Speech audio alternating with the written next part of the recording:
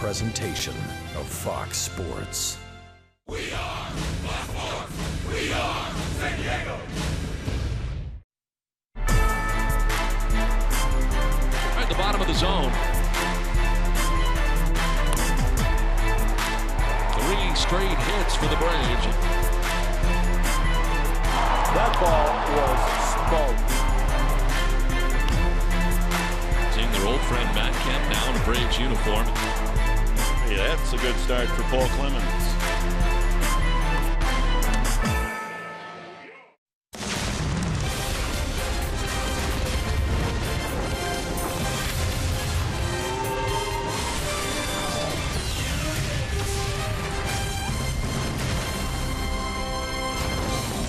Yangervis Solarte, a .282 road average. He'll bat third tonight for the Padres as they continue this 3-city tour. Dansby Swanson on the other side had a great night last night, going 2 for 4, all part of a Braves victory. It's game 2 of a 3-game series between the Padres and the Atlanta Braves. Welcome inside the broadcast booth here at Turner Field, everybody. I'm Don Orsillo along with Mark Grant. Welcome to Padres baseball. A tough loss here last night for the Padres in game 1 of the series. And if you're looking for high notes from last night, Oswaldo Arcia certainly had a good night. Yeah, the 25-year-old is going to get an opportunity in right field. We've seen a little bit of him. He can cover some ground, doesn't have blazing speed, but one thing that sticks out is that if he gets that head out, he can put a punch into it. 2 for 4 last night. Strictly a left-handed hitter. He can play either corner in the outfield, but I think the kid that was taken from the Twins to the Marlins, now with the Padres, boils down to get an opportunity here at the last month of the season. And, you know, I like his swing. It's going to take some time to see how the pitchers pitch to him. Former farmhand Matt Whistler on the mound tonight for the Braves. Well, this 23-year-old, yeah, he's in the plans for the Braves. They got a lot of work to do to get back in contention, but he's probably one of the top 5 in the guys in the rotation. So last Thursday against Arizona, he pitched really, really well. In the 8 innings, only 2 hits. What was working for him? Well, what was working for Julio Teheran last night? It was the slider. He's got the fastball about 93, but he really likes to pepper that slider down and away, occasionally mixing a curveball and a changeup for Matt Whistler. Dansby Swanson has been outstanding so far for the Atlanta Braves. He'll sit down with Julie Alexandria. We come back to Atlanta right after this.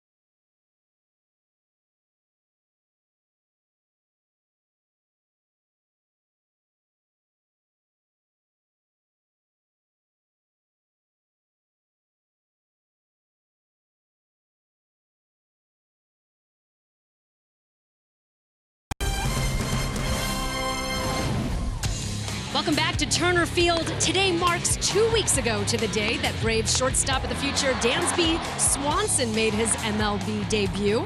The local boy from Kennesaw, Georgia, grew up a Braves fan and is getting a chance now to get acclimated at the major league level. I had a chance to talk to the rookie middle infielder before the game.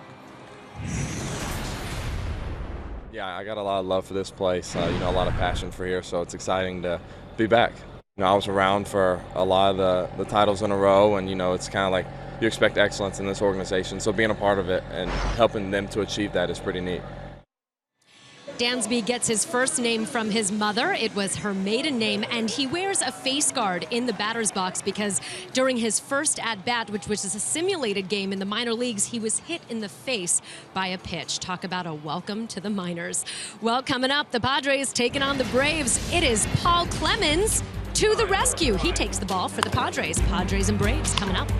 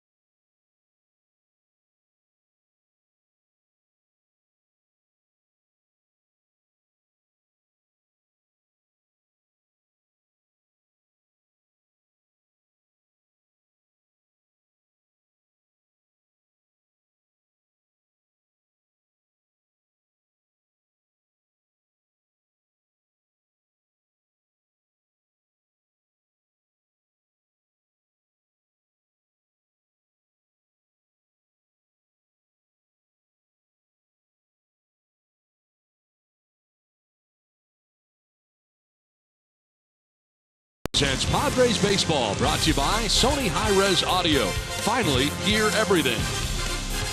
And by Petco, where the healthy pets go. Welcome back to Atlanta. It's game 2 of the 3-game series between the Padres and the Atlanta Braves. As the crowd settles in tonight for the second game of this series. Time now for our Saquon Pick the Stick. Fans, you can decide who you're with by tweeting out hashtag I'm with the last name of the broadcaster you think has the best pick. If you're right, you can win a free foursome of golf at the Saquon Golf Resort. Going Will Myers looking to break out, and certainly has had a tough go of it over the last couple weeks, but seems to be starting to get it going. And what do you got going, Mark? Right? You got Alex Dickerson? No. Yeah, I'm going to go with Alex Dickerson. It seems to be a tight race between Mark Sweeney and Mike Pomerantz and somebody else in that group. I would like to congratulate Mark Sweeney, though, on you already have on several occasions being the champion this year, 2016 nothing. Pick the Stick. So congratulations, Mark Sweeney. Now the conditions very good for this time of year in Atlanta. 90 degrees, but not too humid tonight. For game 2 of the series, hasn't been bad at all. And the sun setting here as we get ready for game 2. The Padres lineup brought to you by Toyota. Leading it off and in center field is Travis Jankowski with Will Myers at first base batting second. Yangervis Solarte at third. Alex Dickerson in left field. Brian Schimpf at second base. As Waldo Arce is in right field with Derek Norris doing the catching. Luis Sardinia is at shortstop, bats eighth. And it is Paul Clemens, the pitcher, batting out of the 9 spot. And for the Braves, 23-year-old right-hander Matt Wisler, former Padre farmhand, on the hill tonight for Atlanta. He's got the fastball, slider, curveball, changeup, but the two pitches that really stick out are the fastball and the slider. That was really a successful pitch against the Diamondbacks his last time out, and hurt by the home runs. He's given up 10 home runs this year. Well, the umpiring crew tonight, Jim Wolf has a play calling the balls and strikes with Adrian Johnson at first base. It is Chris Siegel at second base, and Eric Cooper is the umpire at third. I'm going to correct myself. Matt Wisler has surrendered 22 home runs this year. 22. The long ball has hurt him.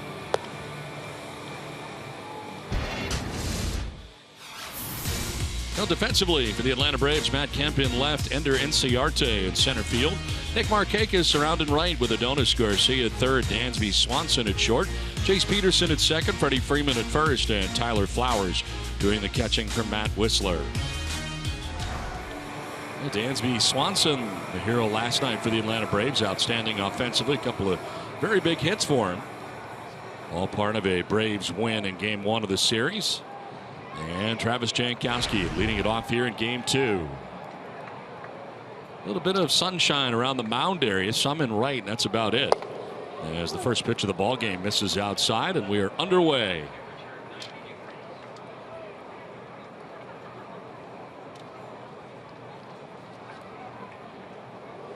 On the ground left side, Swanson to the backhand, and that's out number 1.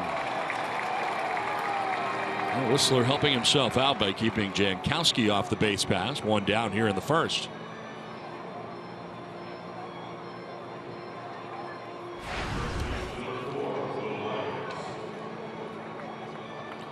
Well, I'd like to see Will Myers get going. Hopefully some mistakes out of the pitcher's hand like Matt Wisler, and it could take one at bat, one swing to get out a little bit of a funk. Will Myers at 260, 23 home runs, 73 runs batted in. And he takes strike 1.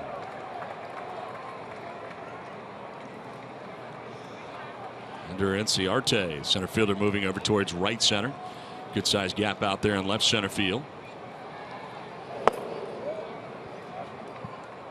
Wisler coming in at 5-11 individually. 22nd start of the year for the former Padre farmhand.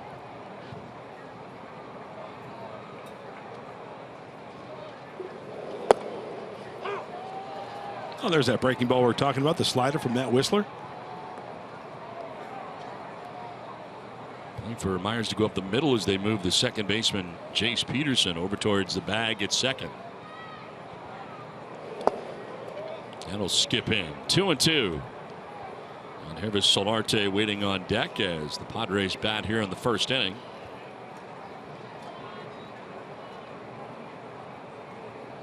Padres taking 2 out of 3 from the Miami Marlins before arriving here in Atlanta, dropping the first game here last night. Myers takes strike 3. He knew it. Spins out of the box. Takes with him first strikeout for Wisler of the night. Let's take a look at the keys to the game. Brought to you by your San Diego Honda dealers. Get Homer happy. I mentioned it. Matt Wisler, the victim of the long ball. 22 home runs given up by the right-hander. And avoid the big inning. Remember last night the Braves dropped a 5 spot in the third, and that was really the difference in the ball game. Strung together some hits, a lot of singles, 1 extra base hit, and a walk in that inning, scoring 5.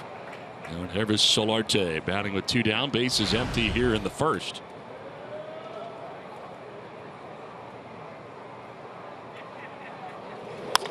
On the ground and through the left side into left field. Kind of working against the defensive alignment they had right there. They had him going the other way. Instead, pulls it through the shortstop spot, and a 2-out base hit for Jan Hervis. He just chopped down on that ball. Let's check out the pitch from Wisler. Fastball, 2-seamer down, dropping the head right on it, not trying to pull it. Hands first, barrel to follow. And a big league knock to left field. So 2 down. Solarte at first base brings up Alex Dickerson batting out of the cleanup spot.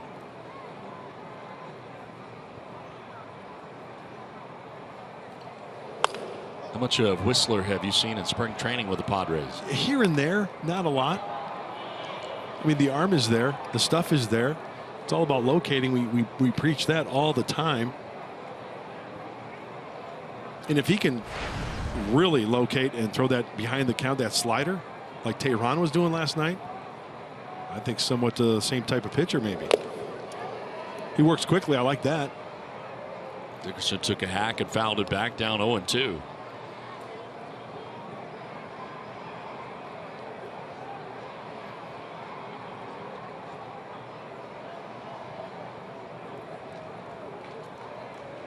So 2 down, Solarte at first.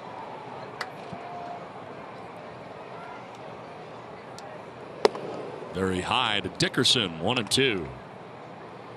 Alex getting a chance to play on a daily basis, getting the start out in the left field, and good chance for him to kind of develop here at the major league level.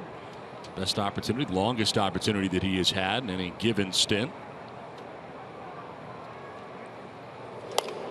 You know what that does psychologically for a kid when you know that you're gonna get the bulk of the reps. That's what Whistler's got, his pitch selection this season. You see the averages also. That gives you a good indication against the fastball, which is 60% of the time, 277 average. Tough hitting the slider at 29%, a 182 clip. So that's his go-to pitch. Curveball, 333. In tight, 2-2. Outfield playing about straight away here on Alex Dickerson. 2 down in the first inning.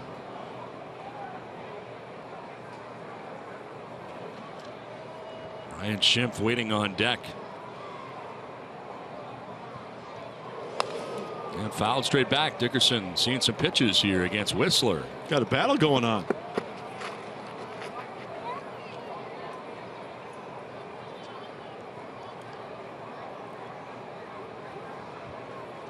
Jankowski grounded out. Myers struck out. Solarte with a single to left. Comes the 7th pitch of the at-bat to Alex Dickerson, and Whistler backs off, wants to see the signs again from Tyler Flowers.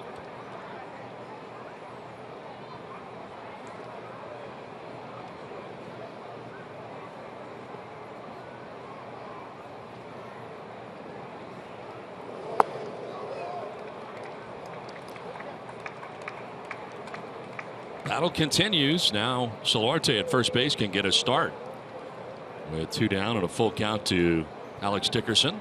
Well, let's see if Alex is banking on the fastball and it's middle away, taking it that way. If he throws a slider here, that means he's got tremendous confidence in that pitch.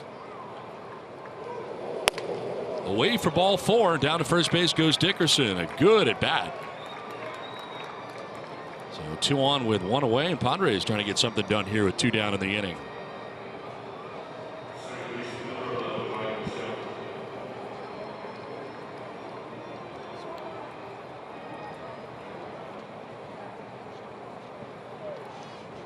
So 2 down, Solarte at second, Dickerson at first. Just look at the camera. Hold your spot. You know what it's like when a play-by-play guy has no monitors to work with? It's really bad.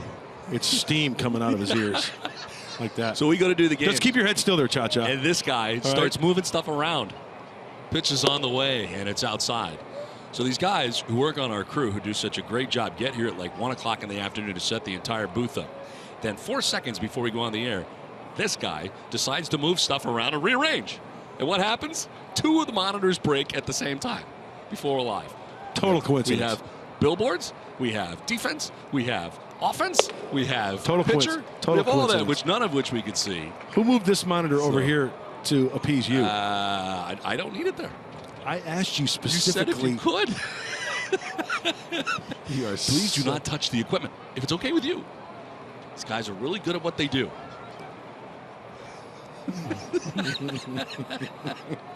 I'm just glad you got your shoes on tonight. 1 ball, 1 strike here to Ryan Schimpf.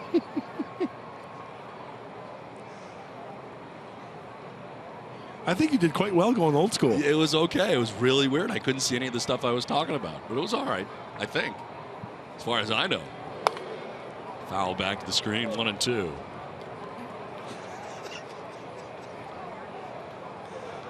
Schimpf with 16 home runs, 28 runs batted in. Well, he had 2 strikes on Dickerson. He drew the walk. Hey, Ryan Schimpf, he's got good bat control. He can take the ball the other way if pitched that way. Now this side, or this at bat, you can see in center field, Inciarte is playing on the second base side of second base. Rip foul right off the fencing in front of the Braves dugout. Grabbed the attention of the bench.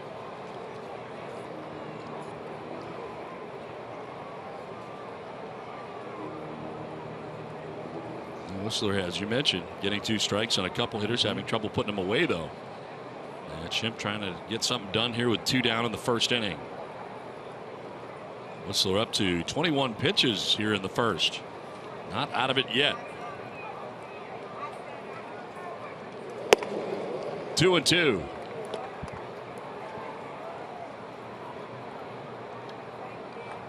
Look at the breakdown so far for him of 22 pitches he's thrown. You know, over the course of the season, Matt Whistler works out of the stretch quite a bit. His whip is almost 1.5. That means runners per inning, almost 1.5 runners per inning. So that's a lot of time on defense as well for the players behind him, you know, falling behind. And defenders really dislike that, right?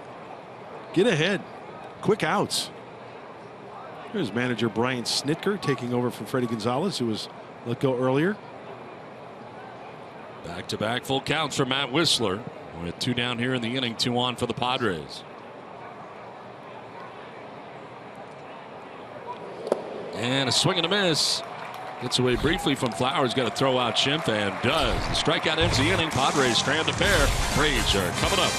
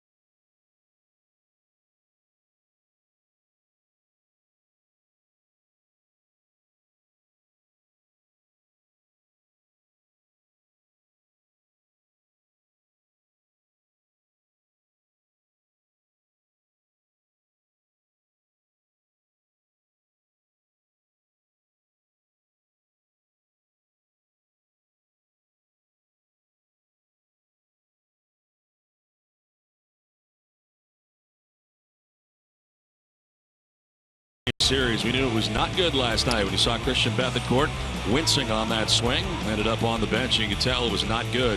Ends up on the 15-day DL. Matt Whistler getting the start tonight for the Atlanta Braves. 1-7 with 11 home runs allowed at home this season here at Turner Field. And Padres trying to take advantage of that. Could not score in the first inning. And Travis Jankowski, 29 stolen bases, 4th in the National League. In the first inning, grounded out, so could not get on the bases, but 109 stolen bases as a team, tied for 3rd in Major League Baseball are the Padres. Let's check out the Atlanta Braves starting 9, brought to you by Hyundai. Ender Enciarte in center field, leading it off with Adonis Garcia at third base. Freddie Freeman at first with Matt Kemp in left. Nick Markakis getting the start in right. Tyler Flowers does the catching.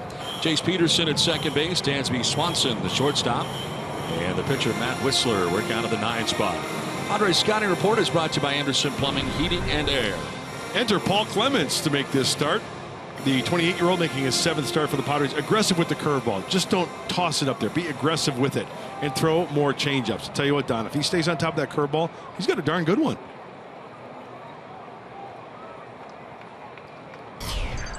Ender Enciarte ready to lead it off here for the Braves in the bottom of the first inning.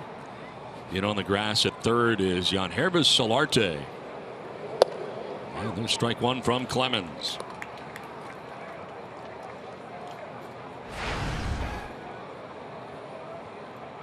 Enciarte at 283, 3 homers and 23 runs batted in. Relatively close to the plate from the left side. And he sprays it foul, down 0-2. Starting pitcher for Atlanta, Matt Whistler, threw 24 first-inning pitches, but the Padres could not score. You know, I've always contended that when hitters stand up on top of the plate, they like to turn. They like to turn and burn. Pitches in, turn on it.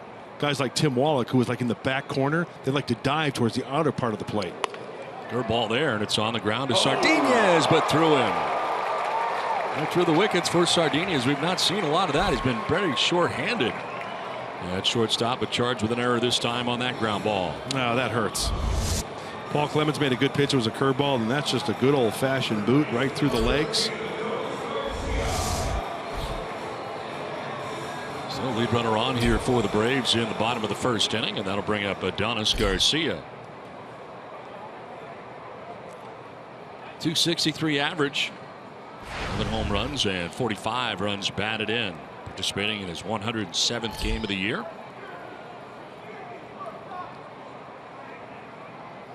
See, Don, this is where the between the ears department comes into play for a pitcher.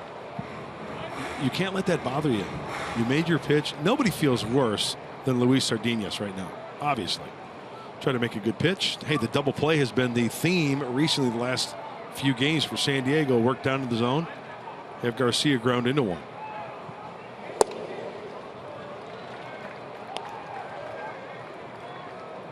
A pitcher cannot feel negative towards an infielder if they make an error. You think an infielder goes up to a pitcher and said, hey, why'd you throw that home run ball? What are you thinking, right? It just doesn't happen.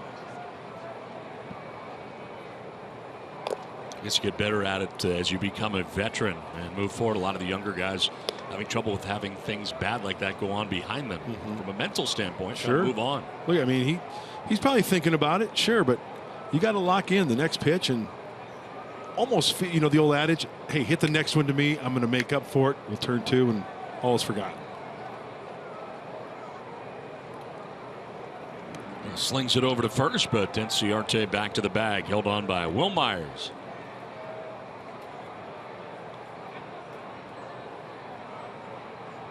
Garcia has been on base 19 of the last 21 games.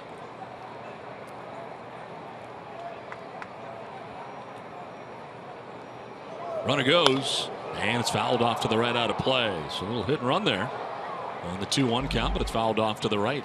Action count. We had some action. Oh, the old hit and run.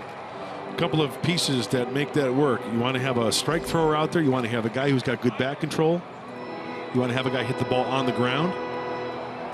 Usually earlier in the count, first pitch, 1-0, 1-1, 2-1. 2-0, you really, I don't like the hit and run 2-0 because I think that takes the aggression out of the hitter. You on 2-0, you're hunting for the fastball. You're taking a big rip, right? If you put the hit and run on 2-0, it's like you're kind of taking the bat out of the guy's hands because if it's off the plate, he has to protect. I think that's more of a hitter's count. Does that make sense? Sure does. That's why you want it to happen earlier in the count. Full count here to Adonis Garcia with nobody out, runner at first. And Paul Clemens going from the third base side of the pitcher's plate. Get that direct angle down and in to a right-handed hitter. Ooh, looked like he may be leaning there. Inciarte was headed towards second base, but does get back. Was he? Oh, might have been. And dive towards the outfield part of the bag there. Longer reach for Myers. He's got to reach around himself.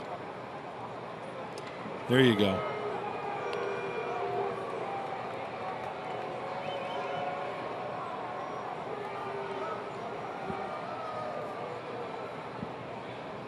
Padres a double play depth here. Inciarte reaching on the error committed by Sardinez to start the inning. Runner goes, and a swing and a miss. Throw is going to be close, but not in time. So a strikeout of Garcia, but a stolen base for Inciarte.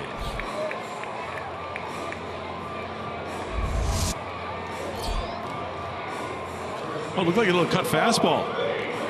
Oh, you know what? No, Jim Wolf, home plate umpire, signaling safe. No interference on the hitter as he walks across home plate after the strikeout there. You know, it's almost as if the catcher maybe, you know, Derek Miller leaned into make contact with that hitter so they could bang him at second base. Watch the swing and miss. He starts his way back to the dugout as momentum. Hey, hit him right in the back, right? I don't know how that isn't interference right there. Where he No steps in contact front. was made. So you got to have the contact. Yeah, you got to have contact.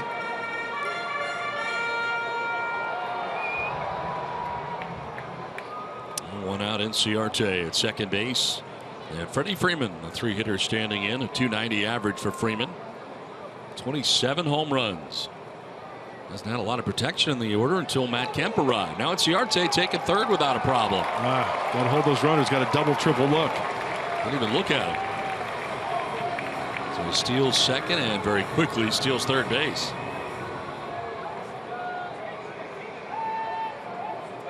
Walking lead for Inciarte off third. Looked like Paul Clemens just one-looked him. Well, he had a great jump. Breaking ball in there for strike two. High strike.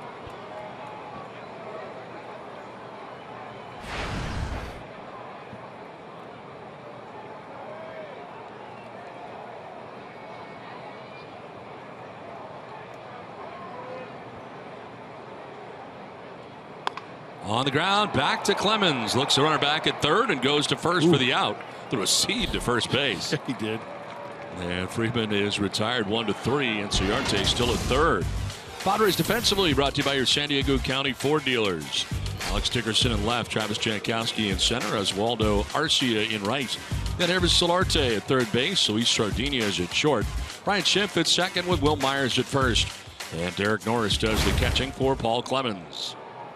There's Sardinez, who committed the error that began the inning. And base runner Inciarte stole second, stole third. He's there with two down. And here is Matt Kemp as the Padres go into a shift on the left side. And the curveball misses outside. 3 heavy on the left. Sometimes Matt Kemp will fight a pitch off on the inside part of the plate and punch it that way where that big hole is on that right side. But breaking balls, he has a tendency to pull. He'll pull the breaking ball this way. Sometimes he'll fight off a fastball that way if it's in. Hey, that one slips out of his hand. 2-0.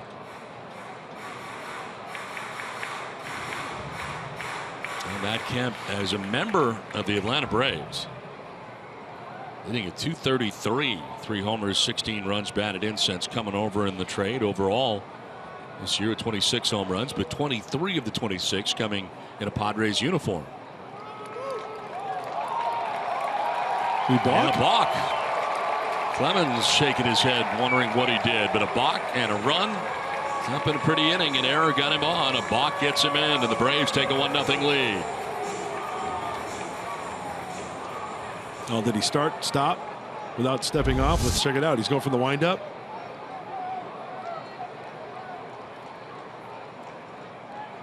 Oh, that was, you know what, that was kind of a delayed call. He did kind of twitch a little bit. But it was before, wasn't it? Yes, and it almost as if Matt Kemp said something to Jim Wolf, and then he banged him on the balk. Let's watch the twitch right there. Did you see that? And then Matt Kemp, it looks like Matt didn't say anything, but Jim Wolf, boy, very delayed call. Kemp fouls it off. So he didn't need to drive in the run. Run comes in on a balk. Gives the Braves the early lead in this one here in the first inning with 2 down.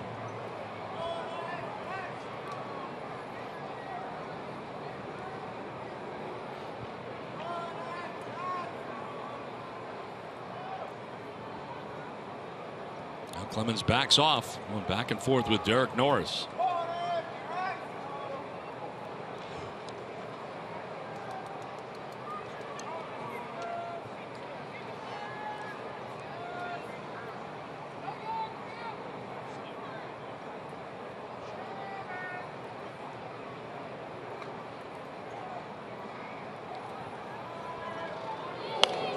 Foul back and off to our right.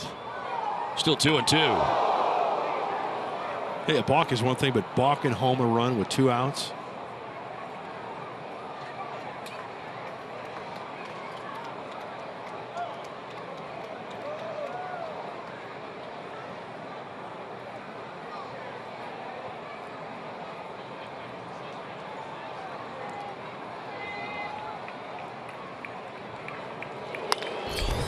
Through the right side into center. A base hit.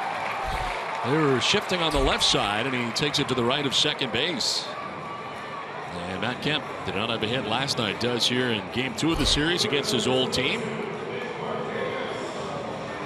Now that's going with the pitch. That's the fastball down and away and just playing pepper. Seeing only one defender, Will Myers, not even close to that one when there was 3 heavy on the left side. 2 down, Kemp at first base, and it brings up Nick Markakis.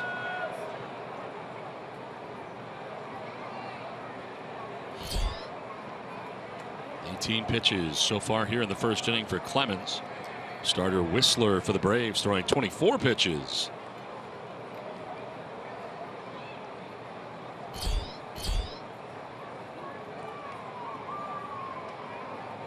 So both starters a little slow out of the gate tonight.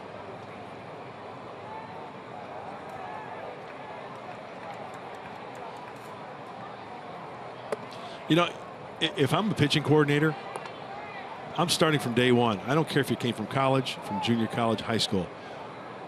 The pitchers are going to work very quickly. Doesn't mean you have to quicken up your mechanics.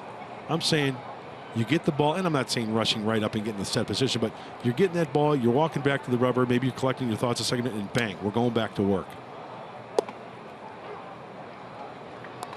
Mark Burley comes to mind. One of the quickest workers out there.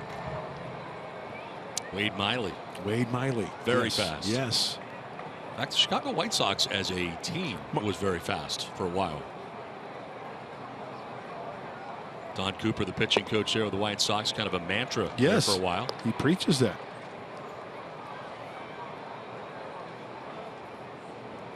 Good for the defense. No question. Keeps them on their toes. Clemens, very slow worker. Not quite Steve Traxel, but he's getting there. Wow. Foul back, full count. Yeah, Steve Traxel was a good, what, 30, 35 seconds in between pitches.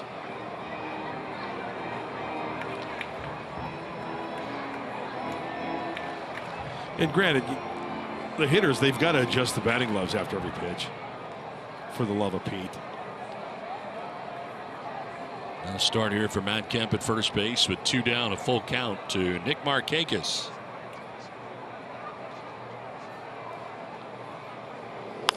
And a foul fly down the left field line, out of play.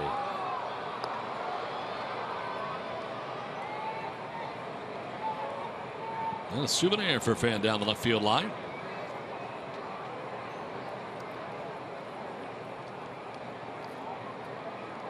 Seventh pitch of the at bat coming up.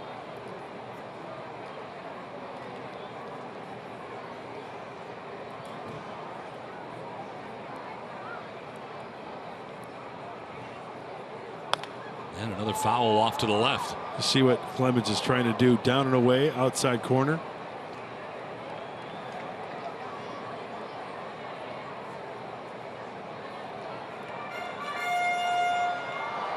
Some Padres fans here tonight.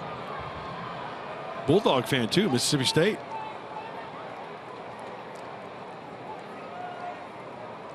Will Clark, Rafael Palmeiro, Jeff Brantley. Swing and a miss, and Markakis strikes out, so Clemens gets him, but a run on a balk as the Braves on top 1-0.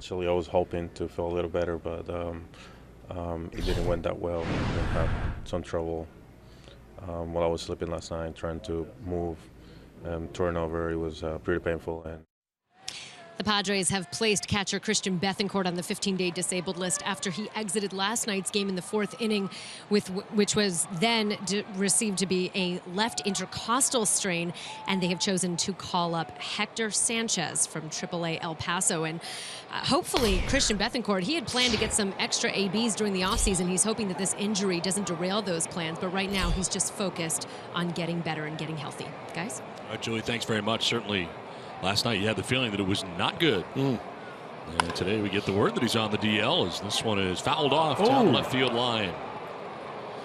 Yeah, those injuries, there's different grades, but if it's a gnarly one, if it's a bad one, like Christian said, it's tough to get a good night's sleep, man.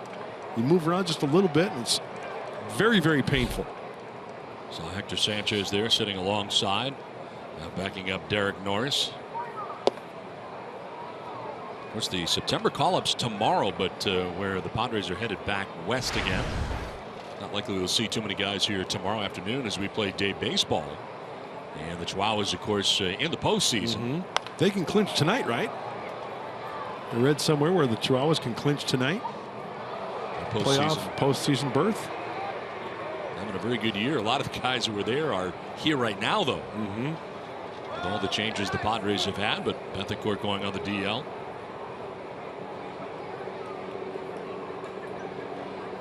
Garcia 3 for 10 so far in a Padres uniform, getting his first AB of the night, and a swing and a miss, a breaking ball down and in. Third strikeout for Whistler, first out of the second inning. That's that breaking ball, the slider down by the back foot, a very popular pitch throughout Major League Baseball, but the key is getting ahead. It'll look like a fastball in. You got to get it down and in there, be aggressive with it right by the back foot. So one down brings up Derek Norris. We were talking about it last night, the Pacific Coast League naming Carlos Azuaje as the 2016 PCL Rookie of the Year. It's now the second consecutive year El Paso Chihuahua has been named the PCL Rookie of the Year. Alex Dickerson took home the honor last year. Now the next step is paying dividends at the big league level.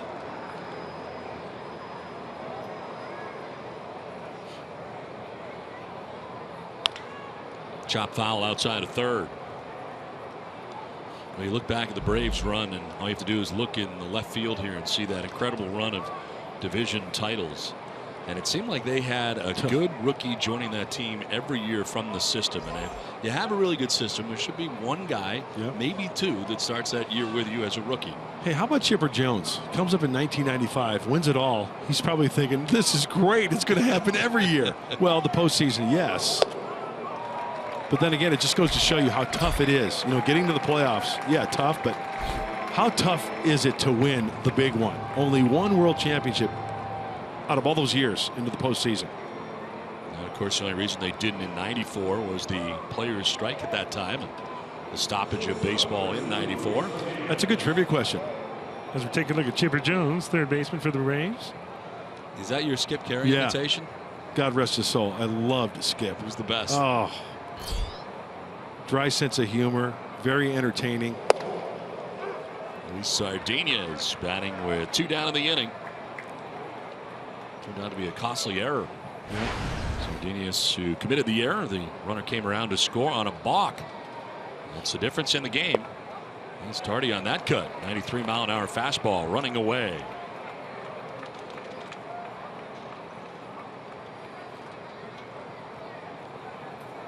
That's out of the 8 spot. 7 for 20 so far in a Padres uniform.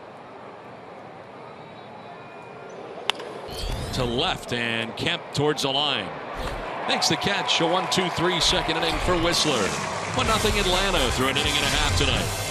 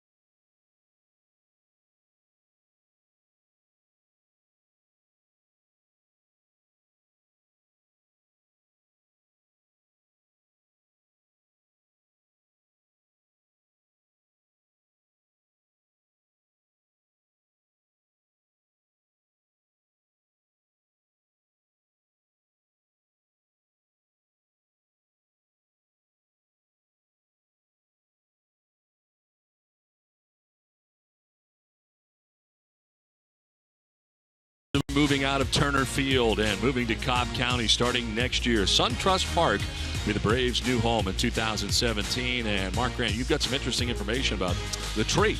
Yeah, you notice the last beam being put up there with the Douglas fir or the evergreen put up there. It's called topping out, and it's a builder's right of tradition held when the last beam is placed atop a structure during construction. And it's usually done near a media event, and we just saw one right there. But it's kind of like, it's an old Scandinavian religious rite to where it's saying to the shrubbery and the not wildlife, but the greenery around the construction site, saying, hey, you know what? I know we're kind of invading your space a little bit, but it's all cool because we respect you. So they're showing a little love to the other shrubberies. So it's one tree talking to another tree. Yeah. Yeah. Well, it looks nice. It's pretty cool, isn't it? Yes. And you know what? We'll be there. I For know. the first ever games to be played there. The Braves are starting on the road next year, and then they will welcome the Padres, and we will see that shrubbery when we come here next year. Your job is to bring me a shrubbery. Okay, we'll find one. And they'll all be friends because of that one tree. Let's see, the Force loves us. We're tree huggers. Well, we'll be there. Yeah. That's pretty cool. It will be fun. Open up a stadium. I got to tell you, though, I like this stadium. Always have. I don't mind it. It's got great, you know, we're not really close to the action, but we're close enough to make it cool. Closer than most places. I like the booth, high desk, high chairs. Love the high chairs. Feel like I'm the director, even though I'm not Michael Odino. Ground ball to third of the backhand. Nicely picked by Solarte. Little bobble, but he gets it there in time. Tyler Flowers, the catcher, running. And Solarte able to get him for the first out here of the second inning. Well, the big key for any infielder is not to panic, especially when a guy like Flowers is running. The old ball's got a little spring in its step right there, and Solarte fires the seed across to get the slow catcher. Solarte looking at the glove. Always look at the glove, right? Exactly. Some sort of malfunction. Yeah. As Jace Peterson bats. Seems to be okay, though.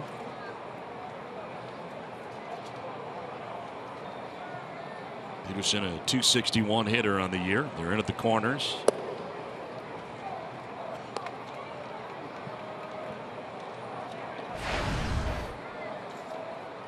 Seven homers, 23 RBIs to go along with the .261 average.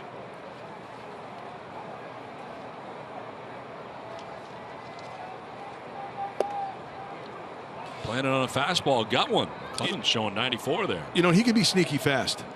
Talked to Darren Balsley before the game today. The pitching coach for the Padres, as Brian Snitker, the interim manager for the Braves, looks on. If he stays on top of that curveball, that fastball, he can get a little bit of a giddy up. Peterson, who had 2 hits in last night's game, skies this one foul. He's got a slow, deliberate motion, and then bang, that ball is up on you.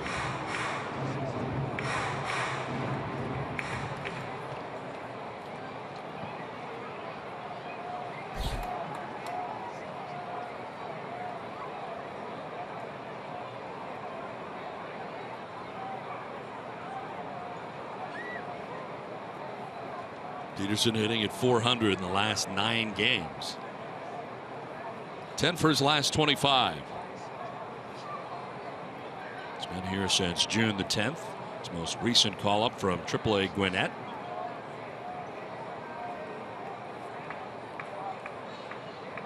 Nearby Gwinnett. Braves for years were in Richmond. Yeah, how convenient is that? Just right up the freeway. Yeah. Is it the 75 or the 85? 85.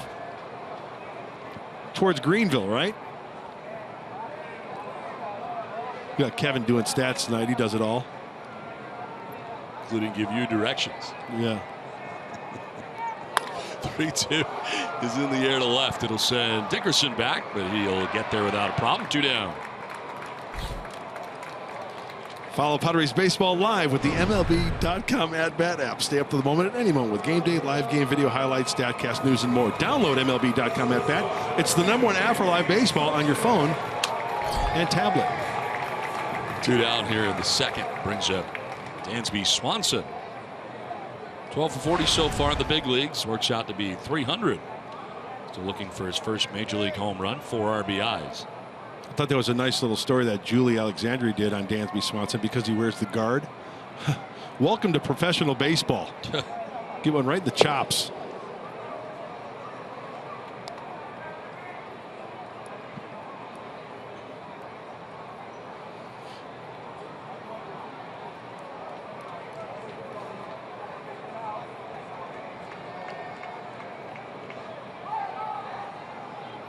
Now, the earliest I can remember a player wearing that, you know who it was? No. Ron Santo, back with the Chicago Cubs. Wow. Yeah. Similar situation, hit in the face. Yeah. I think he was hitting the fastball, got away from the pitcher and got him. Giancarlo Stanton wears one from time to time. I remember we mentioned a few of the Cubs. Jason Hayward. Yeah.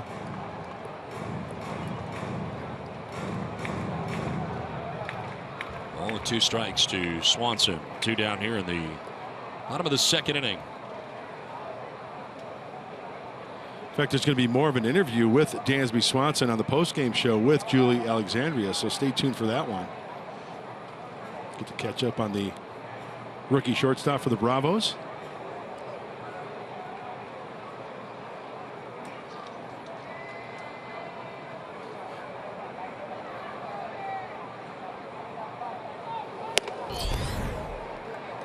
Two and two.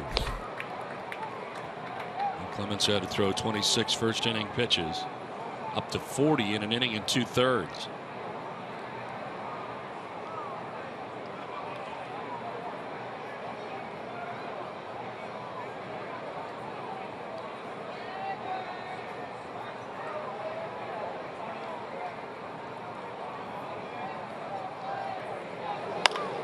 In the air down the right field line. Arcia heading over towards foul ground and the seats. And he'll make the catch. Not a lot of foul ground down there, but he goes in there and makes the grab. A 1-2-3 second for Clemens. A 1-0 Atlanta lead.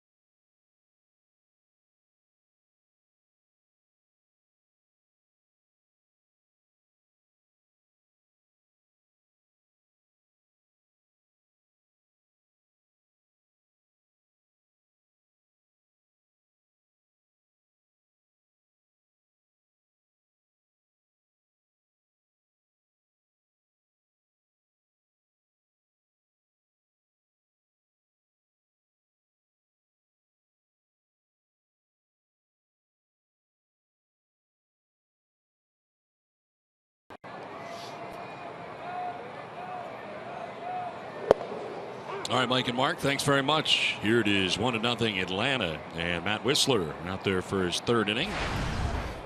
4 strikeouts through the first 2 innings. He had 4 Ks in 8 innings pitched in his last start. Hits it on the ground to shortstop to Swanson. Does Paul Clemens, and Clemens retired for the first out of the 3rd inning. Look at the Orioles and Blue Jays playing tonight. Of course, Toronto with a 1.5 lead over the Red Sox, who did win today. And the Red Sox, one of 2 wild card holders. Baltimore right now holding on to that 2nd spot for the moment, although the Tigers making a run here, just a half game back. And the Astros, who also won today. They beat Oakland 4-3. How about Kansas City putting together a run there? Yes. Only 3 games on the AL wild card. That's going to come down to the last week of the season, it looks like. Won 9 straight at one point. And playing their best ball of the year right now, making a run.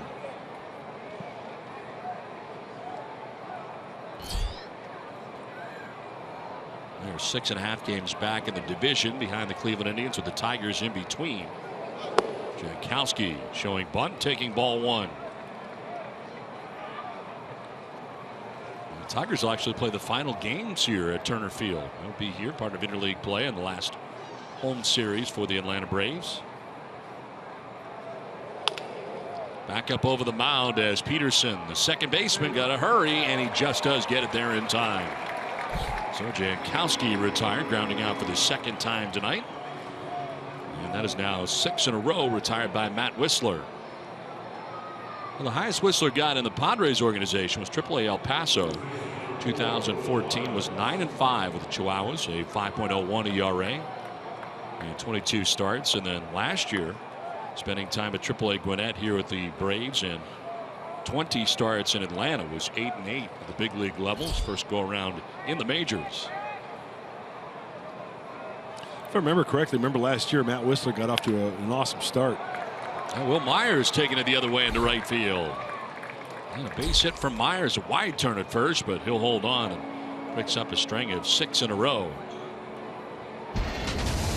Oh, check out Rocket Arms, and where he was drafted. 2011 draft, and some of the notable pitchers coming out of that 2011 draft. Quite a few. Big leaguer, big leaguer, big leaguer, Yeah. big leaguer, big leaguer, big leaguer. Wow. All big leaguers. They are all big leaguers. Wow. And that's what makes them notable, I think. Yeah. That would mean that, wouldn't it? Yeah, I guess. Yeah. Well, the ones that weren't so notable were not on that list. Yeah.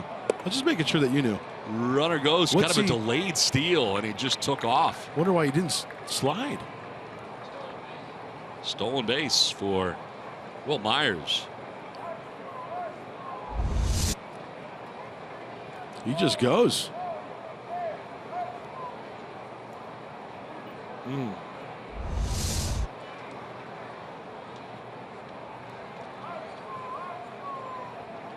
So Myers in scoring position now with 2 down. The Padres left Solarte in scoring position in the first, and Solarte bats now. The runner at second base, and is ahead in the count, 2-0.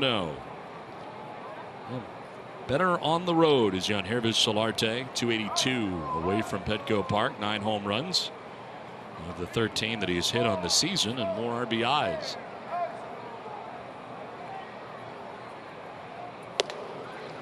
(3-0). Wisler has walked 1 through 2 2/3 innings. Walked Alex Dickerson back in the first inning.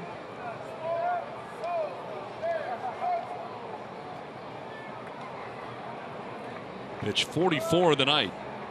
And that's ball 4. 4-pitch walk. Second walk given up by Wisler. And the Padres have 2 on with 2 down. They'll bring up Alex Dickerson. Mentioned his walk in the first inning. As the catcher Tyler Flowers out there to talk to Wisler. Well, he's got to be patient, Alex Dickerson. Great opportunity here with 2 outs for an RBI, but the fastball has been up. The breaking ball, got to be aware of that one, down in the zone towards the back foot to lefties. A lot of pitchers, this situation will flip up the breaking ball first pitch with that runner in scoring position.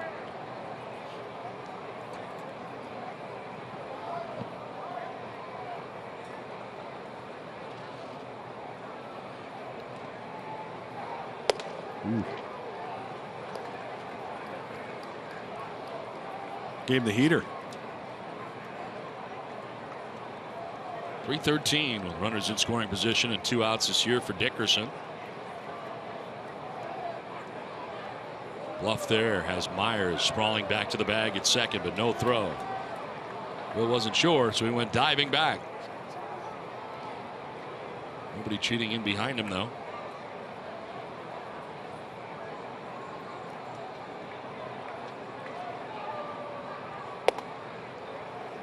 Whistler got Clemens to ground out to short, Jankowski to ground out to second, but he's up a single and a stolen base to Myers. Walks Yangervis Solarte on 4 pitches. Now a 1-1 count to Alex Dickerson. Hey, watch for the pickoff at first base after a pitch.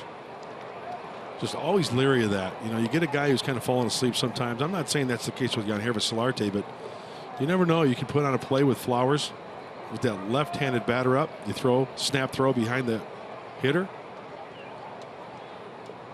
Walks sometimes will hurt him, kind of wishy-washy on the walks.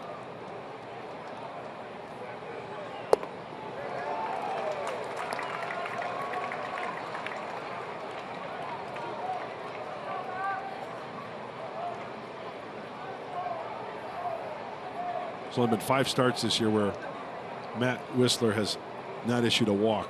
And this being his 22nd start. 23rd, check that. 23rd start of the year. 22nd, whatever. Down the right field line, out of play. We'll get it right. Matters. It's his 23rd appearance and his 22nd start. He made 1 appearance out of the pen. Right.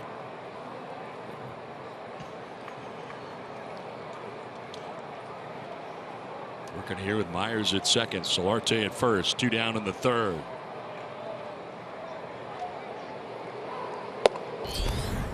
Another good at bat for Dickerson. He's had a couple, seen a lot of pitches. And you know, dangerous pitches this at bat. A lot of them up. The key is to lay off that high fastball, just like Solarte did to draw that walk, that 2-out walk. 3rd full count for Matt Whistler.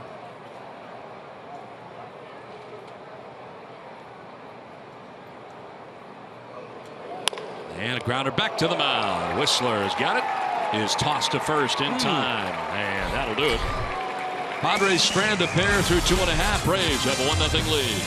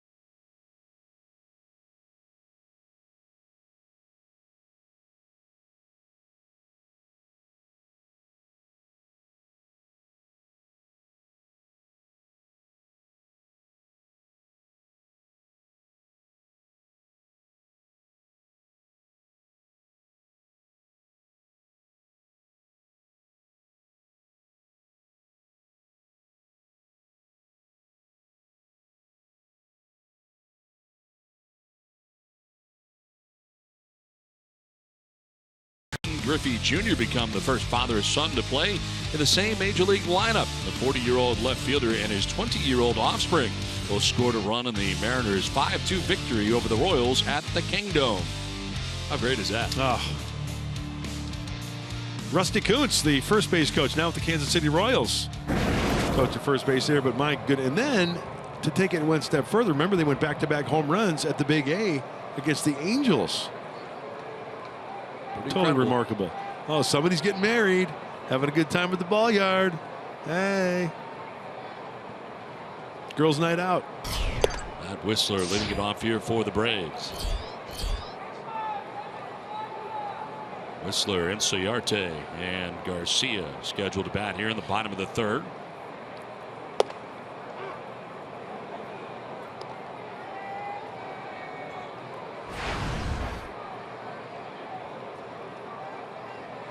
Second year for Whistler in the majors, a 132 hitter.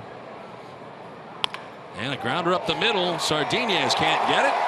And it's a base hit for Whistler to begin things here in the bottom of the third inning.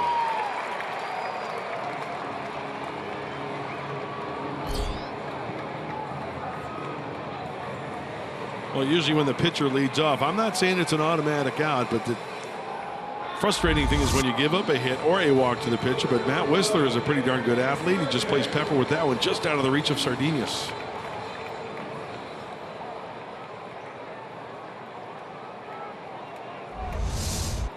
So lead runner on here for the Braves, second time in 3 innings. The runner scored in the first inning. And that runner was Inciarte, reached on the error committed by Sardinez at short.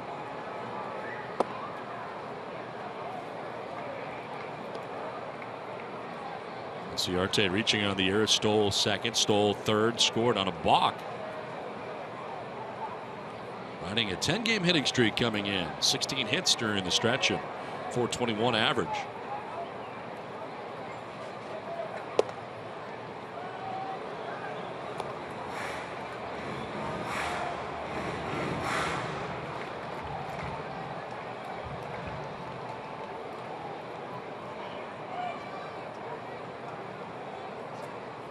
And on the grass at third is Solarte. That's a strike on the outside corner. 2-1. Okay, 3 pitches all away. Is Inciarte going to try to poke it that way because he's got a huge hole with Solarte, as you mentioned, in on the grass, cutting down the range there. And the Padres shallow in the outfield as well. Jankowski in center, Dickerson in left. Another one right here.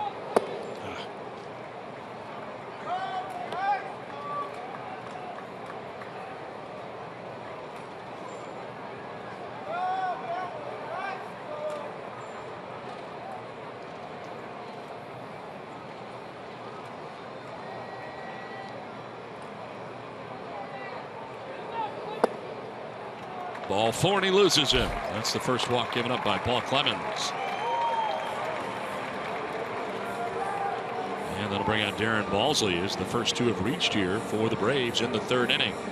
I'm not saying I don't have a crystal ball. I can't read minds, but one of the things Darren Balsley told me before the game for Paul, and its key, is to stay on top of the baseball and not work underneath the baseball. Kind of flattens out a little bit.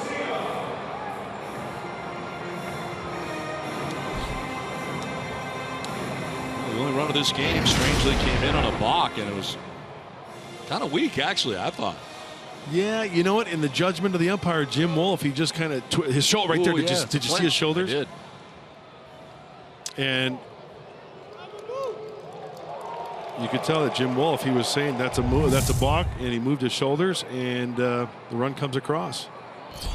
2 on, nobody out, and a pitch outside. That's why I was always paranoid. I always went from the stretch with the run around third, always from the stretch, because I was paranoid about balking, having to think about what foot I have to step off with. You have to step off with your right foot if you're going to step off, going from the windup. If you're a right-handed pitcher, you step off with your left foot. That's starting your delivery. So you have to continue. I know it gets a little dicey, a little confusing. So I made it simple. Stretch position, you just step back off.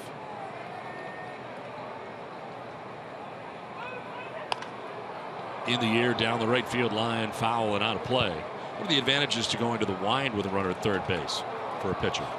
Getting the most out of your momentum towards home plate. A lot of pitchers feel that using the whole windup, you get most behind the pitch. So more quality than from the stretch. More velocity too, or no? I mean, it's, you know, I think quite honestly, it's a psychological thing.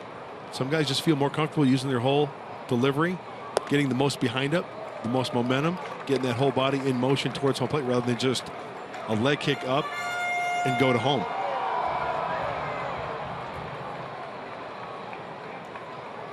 Clemens up over 50 pitches here through 2+ innings. Whistler at second, Inciarte at first. And this is headed towards the gap in left center field. Hit well out there towards deep left and off the wall. Whistler will score. Inciarte stopped at third. It's an RBI double for Adonis Garcia, and it's a 2-0 Atlanta lead. That ball almost got out of here to left center field.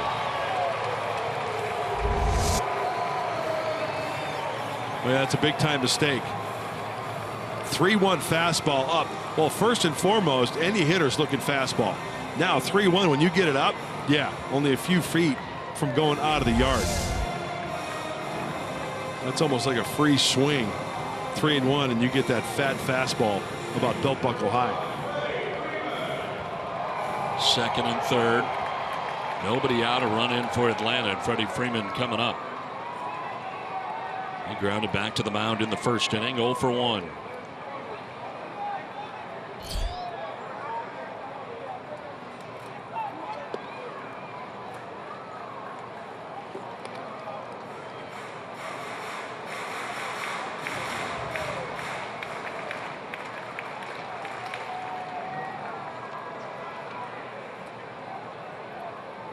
It was pretty shallow on Inciarte there, not shallow on Freddie Freeman. Golfs it foul off to the left out of play. Inciarte at third, Garcia at second. Nobody out here in the bottom of the third inning. Braves trying to add on to their 2-0 advantage now. Clemens trying to record his first out of this third inning.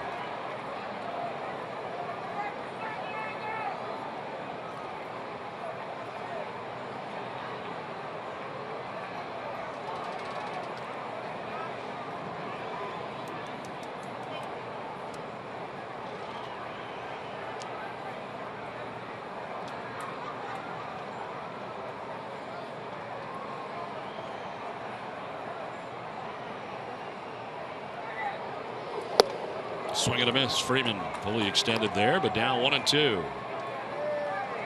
She's going from the stretch now, second and third.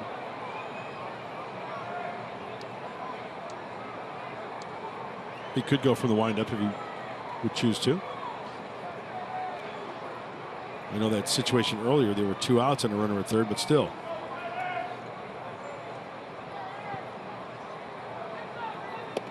How much are you thinking about balking or not balking? Are you asking me personally? I was paranoid big time. Yeah. That's why I always went from the stretch. It's an easy step back. If I'm from the windup, I'm thinking about, for all the years that I was on the hill, it was just very, very tough for me to know that I have to step back with my right foot to step off the mound, because I'm so used to going back with my right foot or my left foot to start the windup.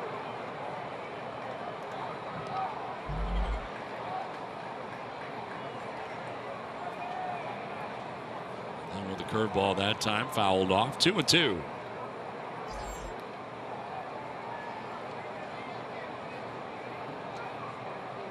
Single start of the inning for Whistler. Walk for Inciarte. The RBI double for Garcia. Second and third, nobody out, and a 2-2 coming to Freddie Freeman.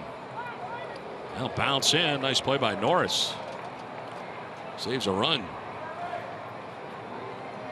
20th pitch of the inning is coming up here for Paul Clemens. Boy, a lot of deep counts.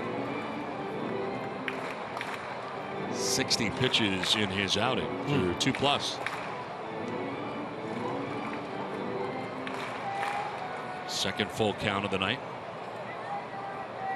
He's walked 1, struck out 2.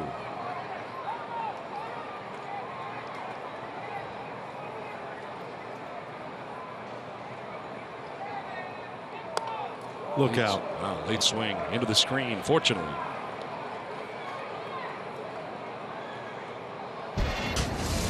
Well, since the break for Freddie Freeman, been pretty good. Extra base hits, he's first in that category. Third in walks. 11 home runs since the All-Star break.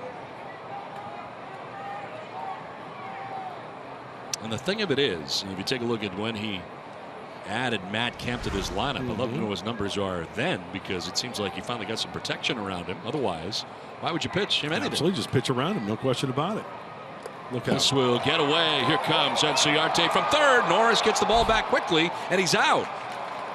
So he was trying to score from third base. Not a lot of room in between the plate and that backstop, and it quickly goes back to Norris, who's able to apply the tag on Inciarte on the walk for Freddie Freeman. That's the first out of the inning. It's at the plate. So the second walk given up by Clemens. And Garcia stayed at second base. So that could play huge for the Padres. Boy, you talk about, oh, well, that's the way the ball bounces. Bounces in favor of Derek Norris and the Padres. It's just a race to the plate. And Norris with the old forearm shiver. Well, that was quite the tag. Yeah, he wanted to make sure. He's got an elbow first. Yeah.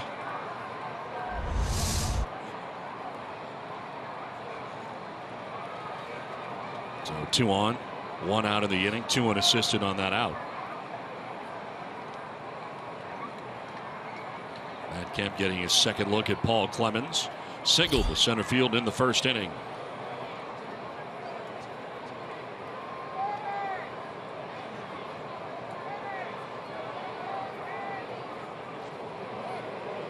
Up by Clemens, spiraling off the backside. Yeah, he should be on third base, don't you think? Yes, probably. But it happened pretty quick. Yeah, but as a base runner, I'm thinking you're watching the runner. You're watching now. Once Derek Norris commits to the plate, that's the most important thing. He wants to cut down that run. Bang. You got to be on third base.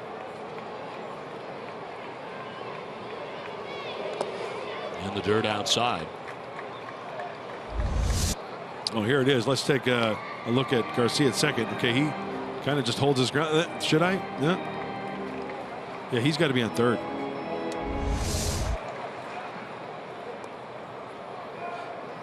Garcia still at second. Freeman at first. Former out in the inning. Former manager of the Houston Astros. Bo Porter. A few years ago. Now coaching third for the Bravos.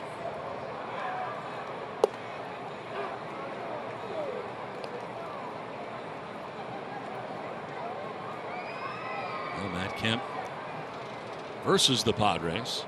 A lot of those games coming as a Dodger. 293 batting average. 473 slugging percentage. Grew up an Atlanta Braves fan and now has a Braves uniform on. Pitch in the dirt. 2-1.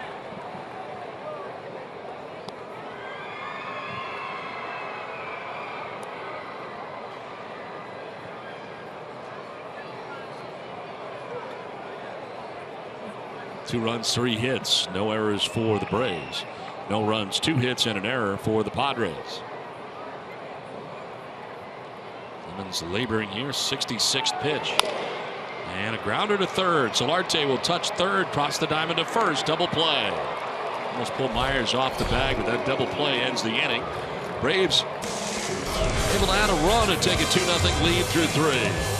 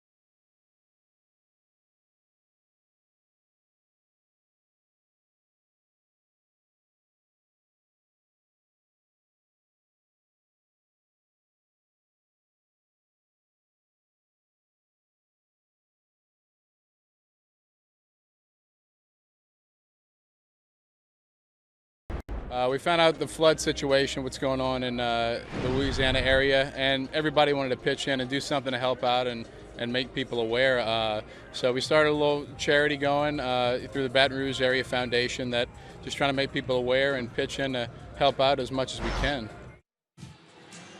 Ryan Schimpf helping out with a cause that is very near and dear to his heart. He is one of 9 MLB players who formerly attended the LSU University, who is helping out with flood relief efforts.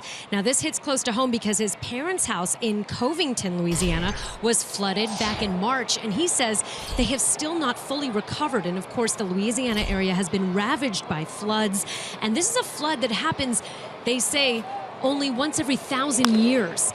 So obviously an organization that he wants to help out, and you can go to his Twitter page to get more information on where to donate. All right, thanks very much, Julie, and certainly very near and dear to his heart. A long fly ball to left field for first out of the 4th inning. Matt Kemp made the catch, and if you'd like to help out to donate to flood relief efforts, www.classy.org. Campaign pitch in with the former Tigers of LSU. Schimpf retired for the 2nd time tonight. He's 0 for 2. One down here in the 4th inning brings up Oswaldo Arcia, who struck out swinging in the 2nd inning. Ryan Schimpf, fun to watch on the field and terrific guy off the field. It just goes to show, you know, these guys are human beings. We tend to think that they somewhat fall into the category of robots, but, you know, they got family, they got friends back home that are being affected by this and certain things, you know, whether it's tornadoes in the Midwest, hurricanes, flooding. It's, you know, there's a lot on guys' minds. And that's nice that they're getting together to do such a thing.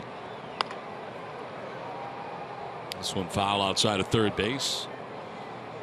Arcia, one of the positives from last night's game, able to hit a home run. Well, he got under it, that's for sure.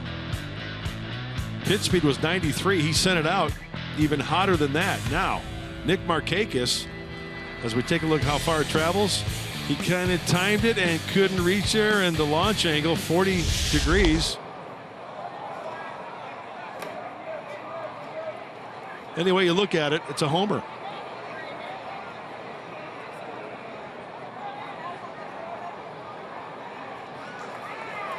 Seven home runs on the year, his first in a Padres uniform. Tonight, a strikeout victim in the 2nd inning, 0 for 1 in the game. And a grounder foul outside of first.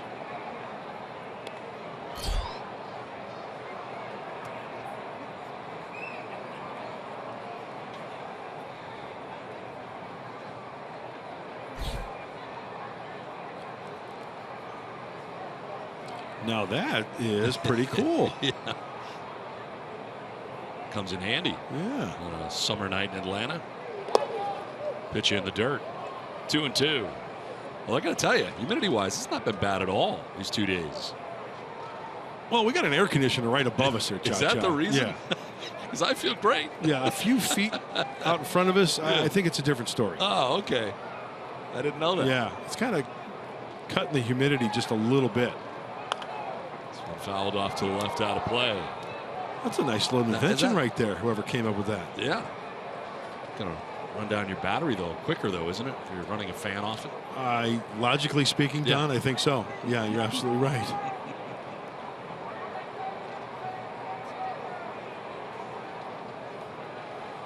We'll be talking about the at-bat, next at-bat. Hey, now. High drive to right field. This ball is deep and very gone to right field. Oswaldo Arcia has done it again. Homered last night. And homers again tonight. A solo shot, his 2nd in a Padres uniform. And the Padres are on the board. A blast to right field for Arcia. Wow, 2 types of home runs for the kid they call Ozzy. Arcia going up high underneath it, and then the line shot. Watch him get to this baseball. High kick, hands are back, explode.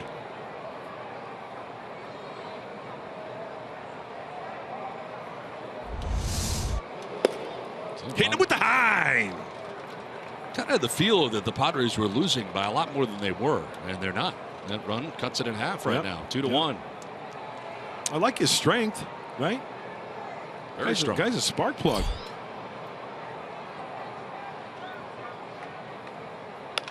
Well, a liner down the right field line. It is a foul ball. Well, slicing away and ends up foul off the bat of Derek Norris. His second look tonight at Matt Whistler. Struck out against Whistler in the second inning. Well, it's the 23rd given up by Whistler, and there you see the breakdown. A lot of solo shots. If you're a pitcher, you want to give up the home run. We hear it all the time. You want to give up the solo shots.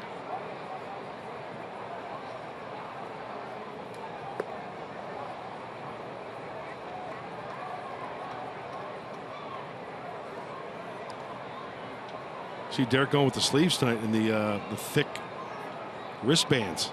Like he normally does. Last night kind of came into the game not quite ready to be in the game, with Bethancourt having to leave with the injury.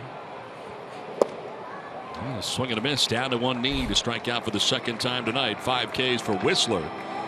2 down here in the 4th inning. I'll bring up Luis Sardinez. Sardinez flying out to left field in the second, 0 for 1.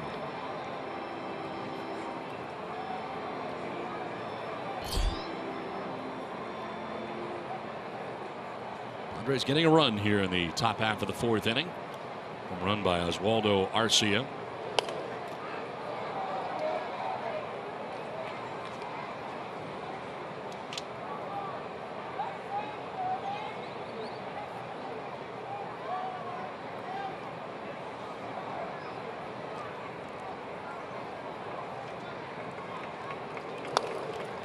Oh, 0-2.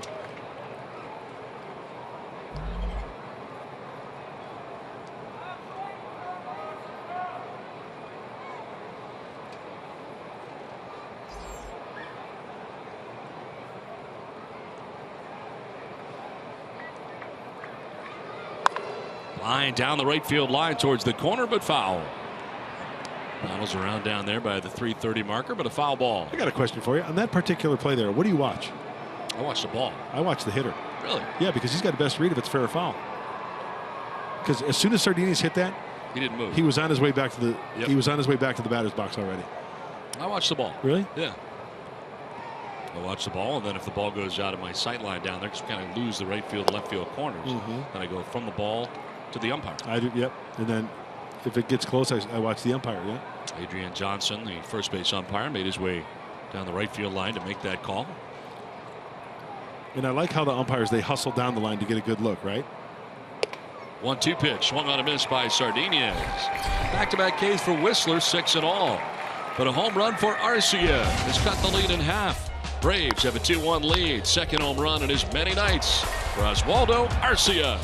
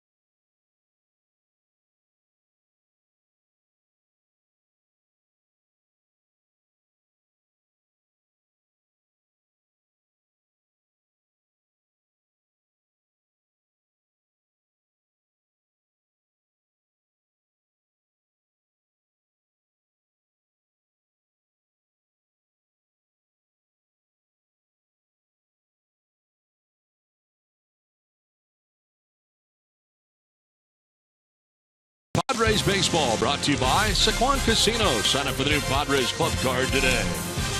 And by Mercury Insurance. We're on a mission to save you money. Log on to mercuryinsurance.com today. The beautiful city of Atlanta, Georgia. Padres and Braves playing game 2 of the 3-game series. Oswaldo Arcia with a solo home run gets the Padres on the board. In the top half of the 4th inning, it's 2-1 Braves. As we head to the bottom of the 4th inning, Paul Clemens back on the mound. Needs to throw up a 0 quickly. Not a lot of time on defense spent out there. Get back in that dugout. And Clemens had 66 pitches through the first 3 innings. He's walked 2, struck out 2. Give him a run in the first, a run in the third. Here he is in the 4th.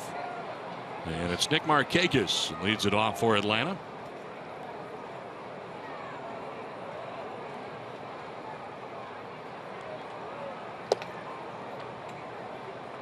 Markakis struck out swinging in the first inning.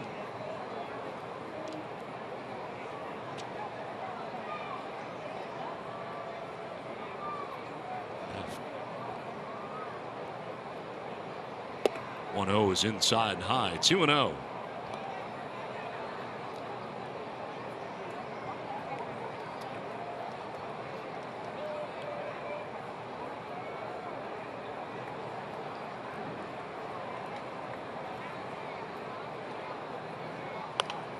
Popped up foul off to the left out of play. 2-1. Maybe changing speeds on the fastball there. That was at 90. Clemens has touched 94.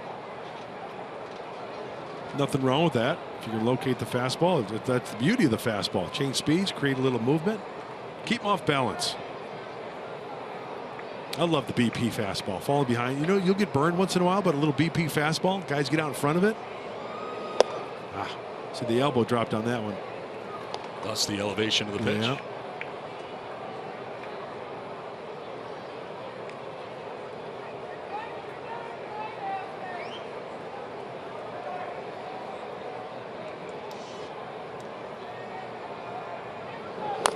Did you ever want to be a pitching coach? No. Never crossed your mind? I mean, I've helped out kids before and stuff like that, but quite honestly, I don't think I have the mental capacity. Time now for the Cholula flamethrower. 96, that's pretty hot. That's hot sauce. You were just saying you don't think you have the mental capacity? I don't. I'll be quite honest with you. I don't have these coaches. They're here at noon and they're here till the bus leaves, and I just don't have the mental capacity. What else? How else can I say it, Fatty? It sounds to me like you don't want to do the work. There's These Glenn guys Hoffman. are here all day. I mean, you don't want to be here all day, basically, is what you're telling me. These guys get here early, they leave late. You don't want to do that.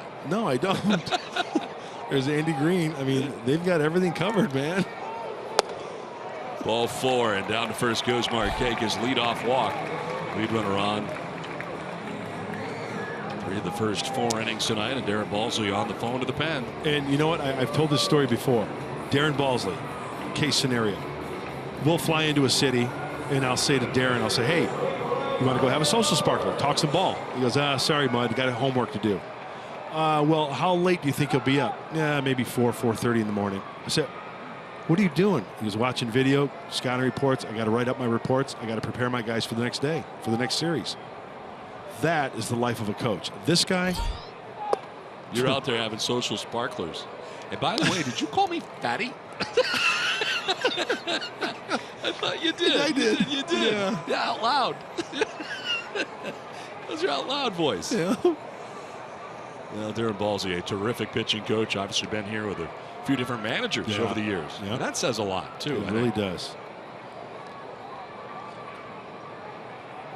The 1 pitch coming up to Tyler Flowers. I've enjoyed being around Darren Balsley a lot. He was talking about his time growing up in San Diego as a Padres fan and getting into the stadium back at Qualcomm after the game had started, getting into the stadium. He went to Mount Carmel High School, Palomar College, pitched there. This is his 14th season as pitching coach for the Padres. Boy, how time flies. This is on the ground up the middle and out of the reach of Sardinez into center field.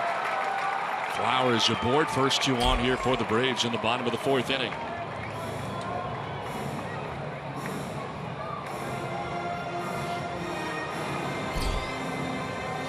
good start to an inning here for Atlanta.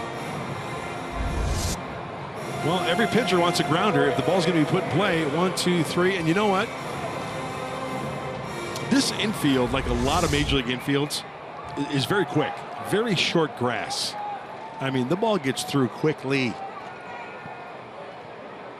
Pitchers don't like that. That's right? one thing I would do. If I was a pitching coach or a manager for a team, I would say, you know what, grounds crew? I want you to grow that grass maybe a little, about maybe a half an inch taller than usual. Slow stuff up. With the way the ball flies and the offense of this game, I think it should even out a little. Look at that. It's like a putting green. Yeah, very short.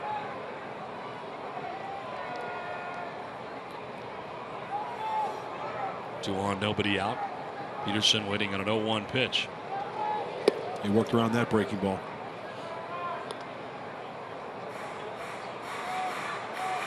So we talked about staying on top of the breaking ball and working around that last pitch right there. Paul kind of did this, right? Rather than, you could still be from down here, but you could still stay on top of the baseball too. You wrap it and you get that breaking ball that way, not this way. Kind of surrounded it, right? Correct. That's a good way. Absolutely, Don. Surrounded it. Good call.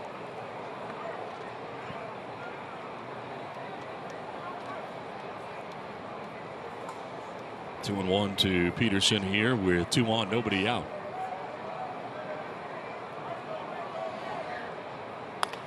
And it's down the left field line and headed foul. A couple rows deep. No chance down there for Dickerson, who was on the move.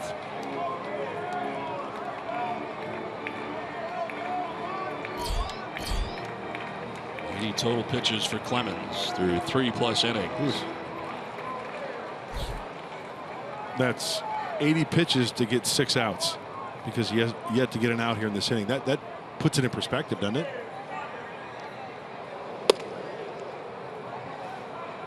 It's been a battle tonight.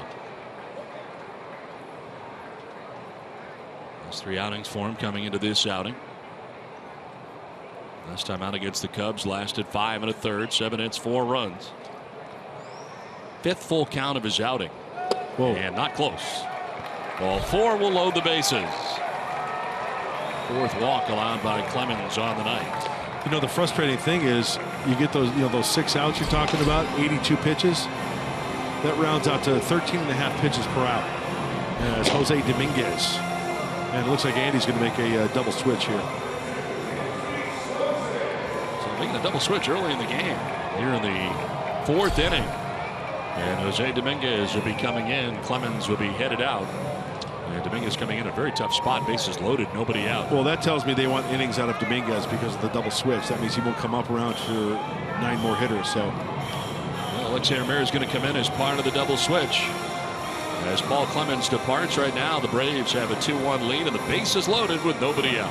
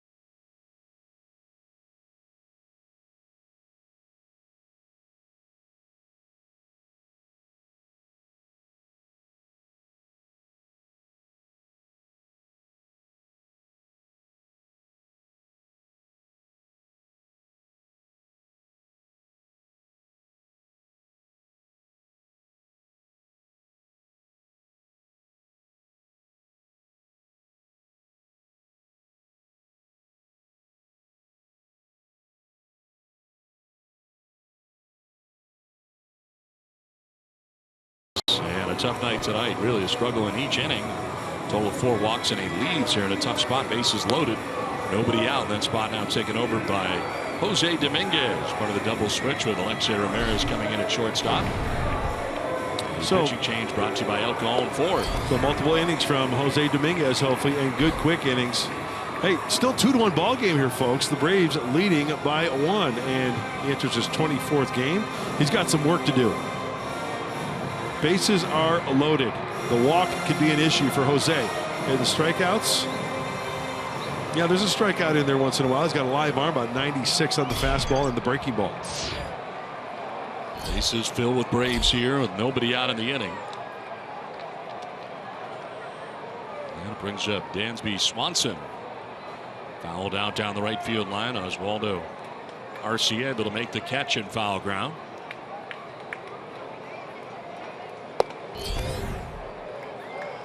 Padres a double play depth. I think they take that exchange right now. The 2 outs. No question. To allow a run.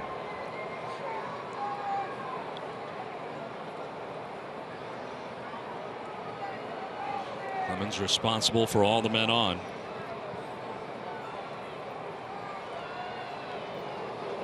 Fouled straight back. Fastball. 97 miles an hour. Dominguez can do that. Yeah, I want to correct myself earlier with Paul Clemens. It was 82 pitches to get 9 outs. And then he had yet to get an out in this inning. So 9 outs. I think I said 6 earlier, so I apologize.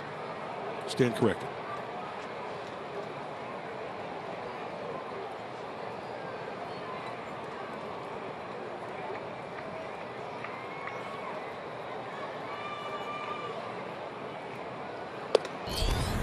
Inside for ball 2, 2-1.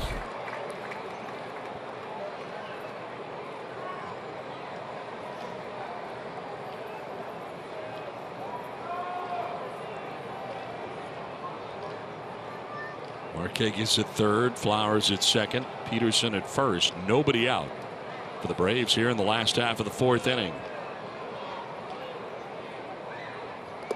Bouncing in. Nice play by Norris. Good hitters count here for a pretty good hitter, and Dansby Swanson.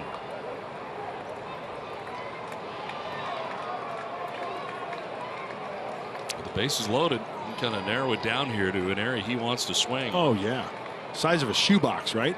A fastball right there.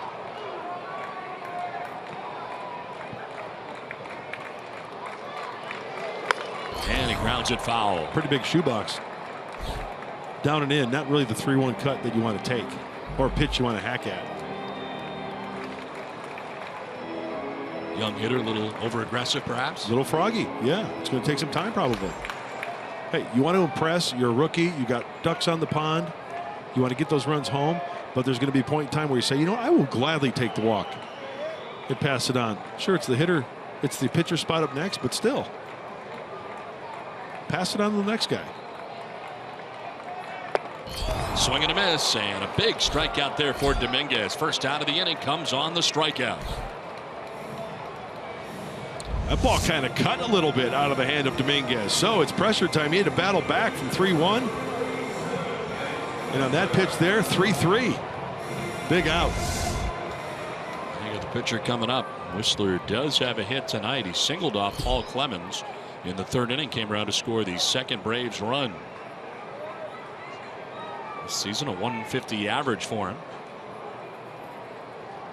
And a ground ball headed towards shortstop. Ramirez will go to second for 1. On to first, a double play. How about that? Jose Dominguez comes in with the bases loaded, nobody out, and gets out of it unscathed. This game remains 2-1. Atlanta on top. Great job by Dominguez. Good defense by the Padres.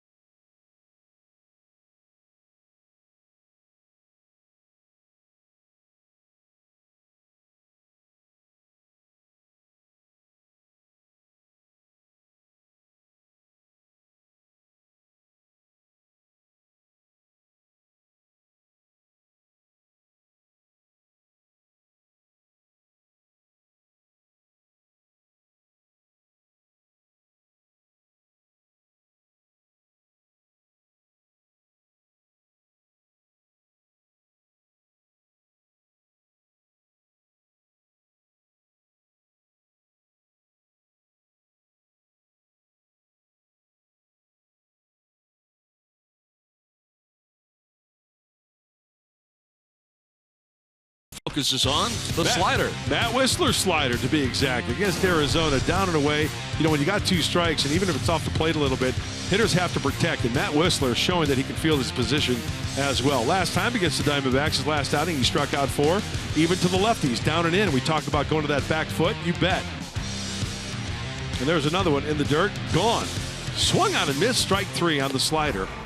It's a good pitch from young right-hander Matt Wisler. Oh, great job by Dominguez. He comes in, 7 pitches, gets 3 outs. Came in a bases loaded, nobody out situation, gets out of it unscathed. And it remains a 1-run ball game here into the 5th inning. I like that word, unscathed. I use it a lot. Yeah. I'll run it out there every now and again. I like it, though. Keep it up. Okay. And Whistler back on the mound. It'll be Alexei Ramirez leading it off here, part of the double switch. Came in at shortstop when Dominguez came into the game. Alexei at 243, 5 home runs, 41 runs batted in.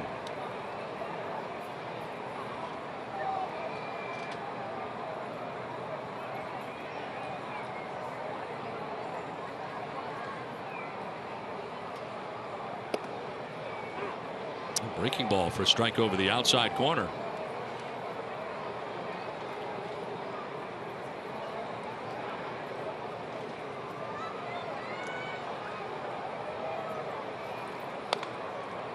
Oh, 2. Well, Alexei, who had started to about 110 games to begin the year for the Padres. That shortstop has seen his playing time diminish a lot over the last couple of weeks.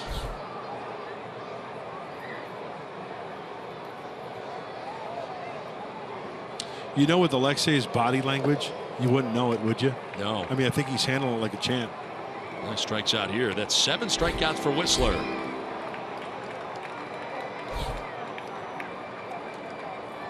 Yeah, not used to doing this. I mean, you think about all the years that he was with the White Sox. He was very much an everyday player. So here's the Arco top tier player profile. Let's take a look at the Travis Jankowski. Most hits in August. 32. Trey Turner. Corey Seagers had a very good year for the Dodgers, and Travis Jankowski. You know, I was looking at the league leaders, how they break down the National League rookie batting leaders. And, you know, Corey Seager's going to run away with that. Yep. He's hitting 320. But, you know, Travis broke into the top 10. He's 5th in that category for National League rookie batting average at 260 prior to today's game. He's sitting on 29 stolen bases, right? Yeah. 15 multi-hit games. 45 runs. He's 4th in that category among rookies. Is it among or amongst? I don't really know. among, I don't know. That's all good.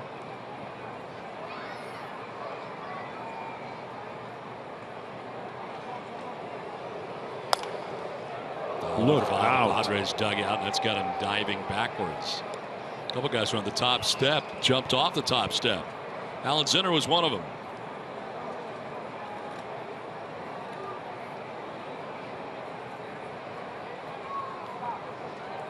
Two balls, 2 strikes with 1 away. Jankowski has grounded out twice. That was coming in hot. Yeah, it was. It's a good thing they have those screens now. Yeah. They didn't always have those screens.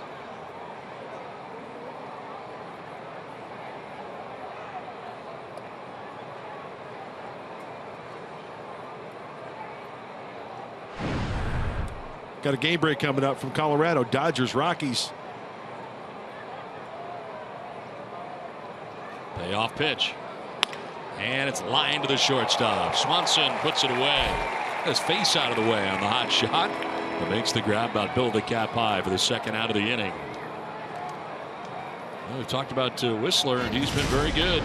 The tools of the trade focus on the slider of Matt Wisler. With 2 strikes, that's exactly where you want to be. You'd rather bounce it or throw it towards the back foot than over the heart of the plate. He's got a good feel for it. The fastball's been kind of up a little bit, but seems like he's got that feel like he did against the Diamondbacks with that secondary pitch. 2 down here in the 5th inning. Will Myers. Myers struck out looking in the 1st, singled in the 3rd. Breakdown for Whistler, and there it is. The slider, the most effective for him as far as strikeouts go.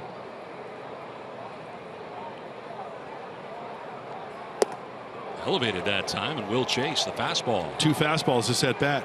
Outside corner, up and out of the zone for quickly hit 0-2.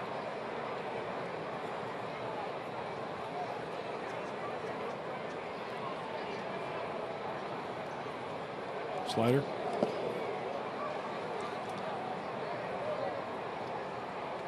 Will Myers tonight playing in his 127th game of the year. Never played more than 88 in any major league season. That's a great point. Not only physically, but mentally, correct? Correct. Away, and it's 2-2. You look at his first half numbers and what he put together. Yep. And the second half has not been the same. You know, learning to block stuff out over the course of a year and just concentrate at the pitch game at hand.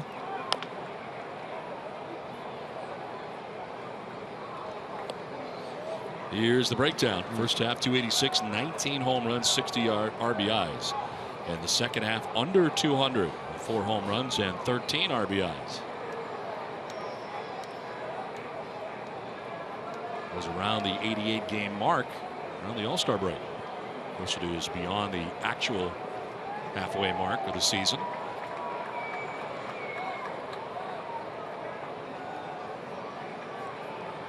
2-2. Fouled off to the right. We'll do it again. Myers has a hit tonight, a single to right field in the third inning. Also stole a base, but was left at second base. Padres have stranded 4 base runners in the game tonight, as have the Braves.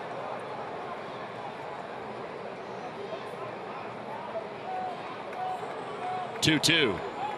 That'll drop in there for strike 3. Myers knew it, takes with him the 8th strikeout for Matt Whistler.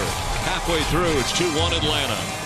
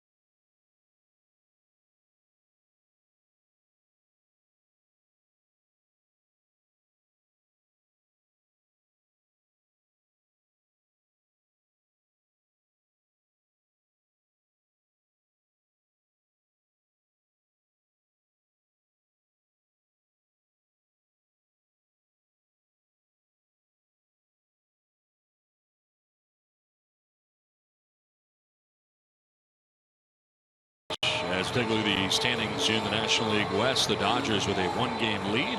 This wild card scenario right now has the Giants and the Cardinals taking those 2 spots. Pirates 2.5 back, Mets 2.5 back, and Miami 3.5 back. Boy, the Rockies came back down to earth, didn't they? Yes, they did. Somewhat of a run. Now 9 games back. National League West. And Verlander and Ciarte. Leads it off, drives it to right. Back goes Arcia, but he'll have room. And he makes the catch in front of the track. Got over the wrong shoulder initially, but then made gut back and had time to recover for the first out here at the bottom of the 5th inning. And who doesn't love one pitch, 1 out in an inning? If you don't, you're crazy. He's thrown 8 pitches. He's got 4 outs after getting out of the bases loaded jam on 7 pitches. Adonis Garcia has struck out and doubled.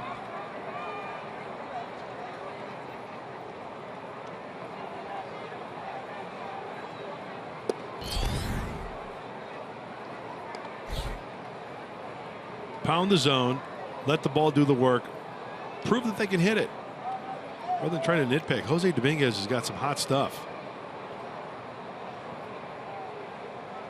Live arm.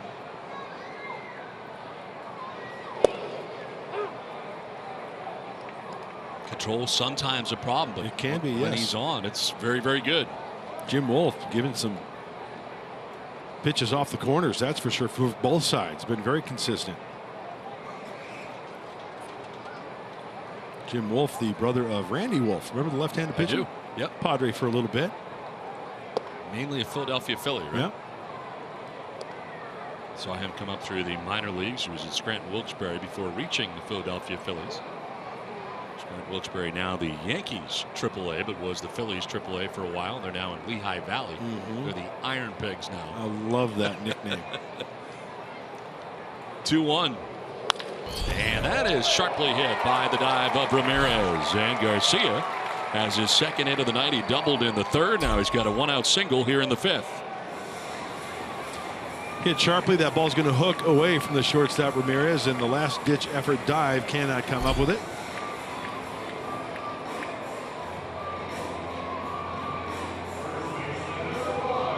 One out, one on. Freddie Freeman coming up. Headed back to the mound in the 1st inning. Walked in the 3rd.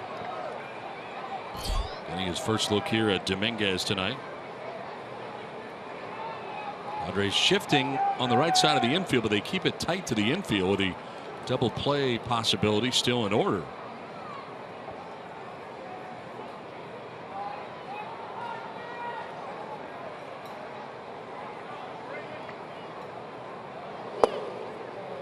And that's strike 1. High strike.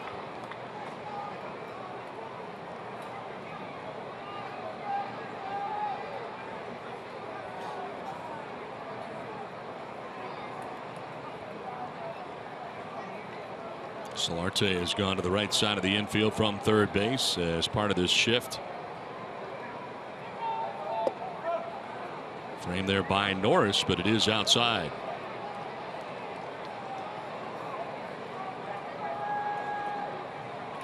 Boy, you know, from our vantage point, Don, you look at that infield from 3rd base bag to Alexei Ramirez. Wide open. As a hitter, you're thinking, well, if I can just stay inside the ball a little bit, that's a for sure knock. And you got Dickerson backed up in left very deep. Fly ball deep to left center. Jankowski back onto the edge of the track to make the catch. And back to first goes Garcia. Out number 2 of the inning. That's one of the deepest parts here at Turner Field. Yeah, and I guess that if you're Freddie Freeman, you start thinking like that, you're going to take away from your strength. Hey, he's one swing, especially the way he's swinging the bat. He's one pitch, one swing away from the Braves adding on. So what do? You ignore Stick the your shift strength altogether? You know what? I think so. I really do. Freeman got a hold of it, but not enough. Out number 2 of the 5th inning brings up Matt Kemp. Single to center in the 1st, grounded into a double play in the 3rd.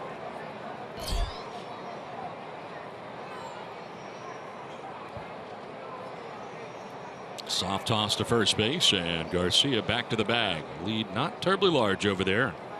Held on by Will Myers.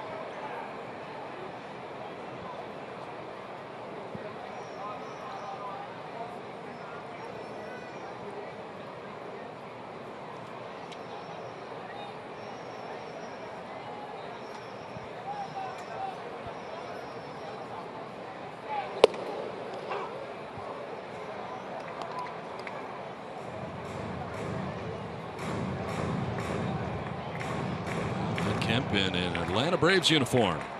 Saw him for the first time here last night in that Braves uniform. Pretty good first half this year for Kemp. Of course, last year was his second half that was fantastic. I mentioned earlier a .233 average since coming here to Atlanta. And only 3 of his 26 home runs on the year have been with the Braves. Another 23 in a Padres uniform. Very solid first half and before the trade. 16 RBIs here with the Braves of the 85 that he has collected on the year.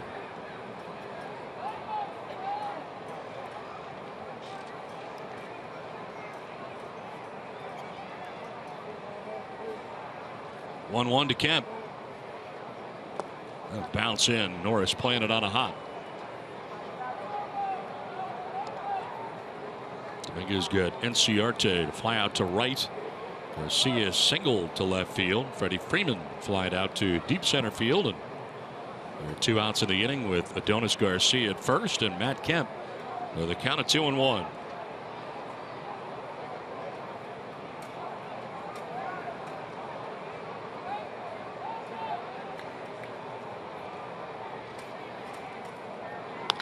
Lined and caught by Alexei Ramirez. The shortstop goes up in the air and brings it down to end the inning. Matt Kemp is retired. So are the Braves. Atlanta on top 2-1.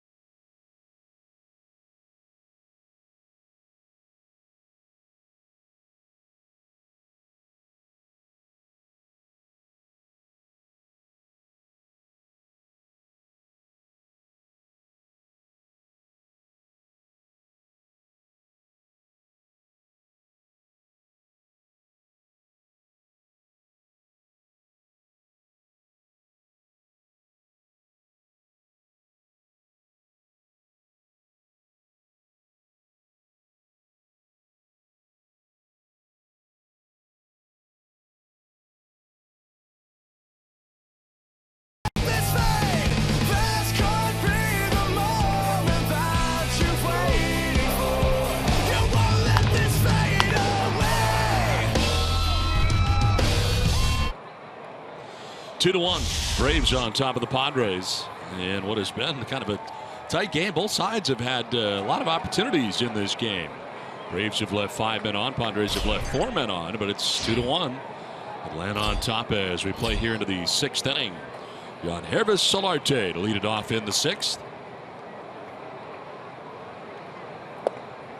And he'll take a look at strike 1 from Matt Whistler. That was pitch number 86 for Whistler of his outing. He's now retired 5 batters in a row and 4 by way of the K. Line, the one hopper into the glove of Peterson at second base. Plenty of time to throw, and does, to retire Solarte. Nobody sees sports quite the way Colin Cowherd and Jason Whitlock do. The brains to know, the guts to say. Catch Colin and Jason for FS1's new daily sports talk show, Speak for Yourself, weekdays at 3 p.m. Pacific. One down in the 6th inning brings up Alex Dickerson.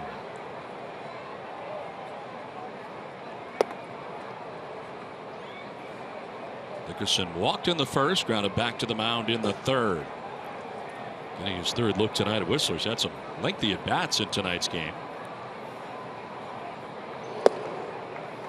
There's that call off the corner again for a strike. The 2-seamer, if you're a pitcher, You're going to stay right back out there. That's a wolf in umpire's clothing. He's Jim Wolf. Lined into center field. A base hit for Alex Dickerson. Well, he had some good at-bats tonight. Nothing really to show for it. He did get the walk in the first, but grounded out in the third, and now he is singled to center field with one out here in the 6th inning. I really like what Alex Dickerson does at the plate. That ball is down and away, and you know what? He takes it that way. That's intent. He's not. It's not a mistake hit that way because, you know, he took a big swing, came out of his shoes, and just happened to hit the end of the bat, and the ball went that way. His intent as a swing to go down and get that and take it that way. That's impressive. Dickerson at first with one down. Ryan Schimpf the batter.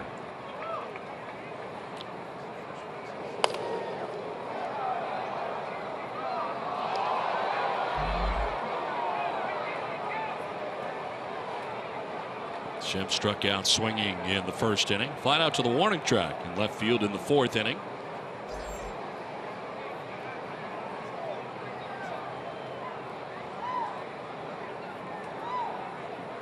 Braves infield a double play depth with one out. Dickerson at first.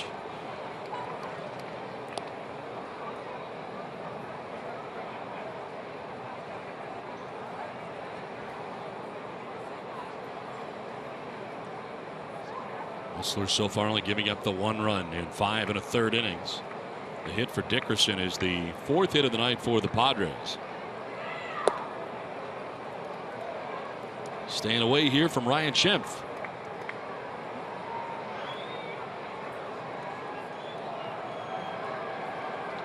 .93 pitches for the Braves right-hander.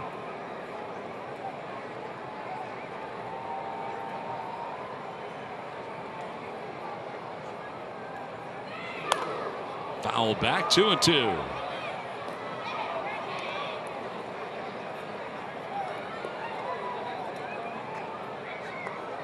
Whistler coming in individually at 5-11 into tonight's outing. 4.92 ERA.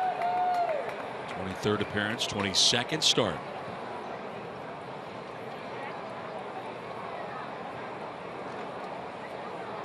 Short lead at first base for Dickerson. He's going to check on him anyway.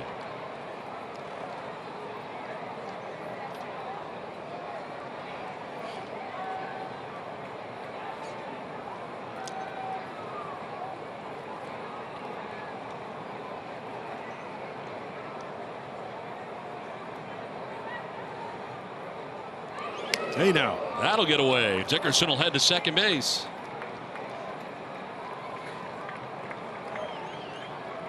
So Whistler trying to get a little extra on that and a wild pitch. A lot of the fastballs out of the hand of Matt Whistler tonight have been up in the zone. That one he hits the bull. Now Flowers anticipating down and in. Hey, try catching that.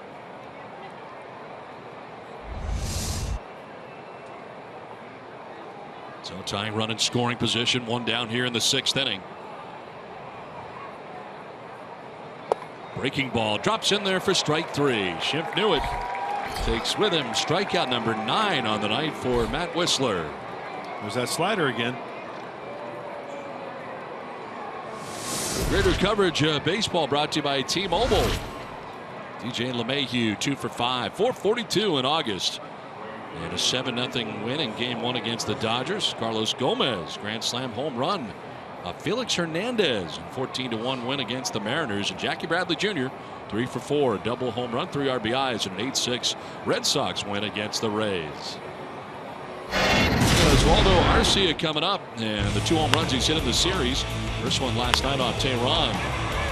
Just out of the reach of Markakis. And tonight off Matt Whistler back in the 4th inning.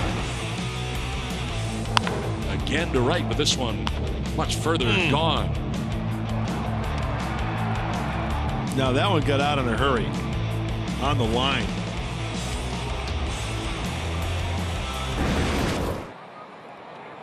Well, here he comes for his 3rd at bat against Whistler. Whistler's got 9 strikeouts in the game. Struck out Arcia in the 2nd inning, gave up the solo home run to him in the 4th inning.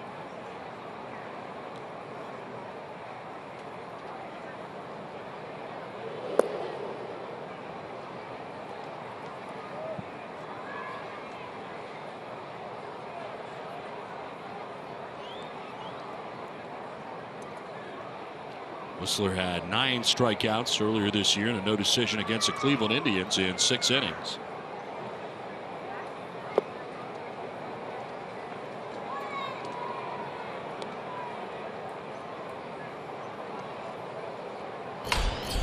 Quackenbush up in the pen for the Padres.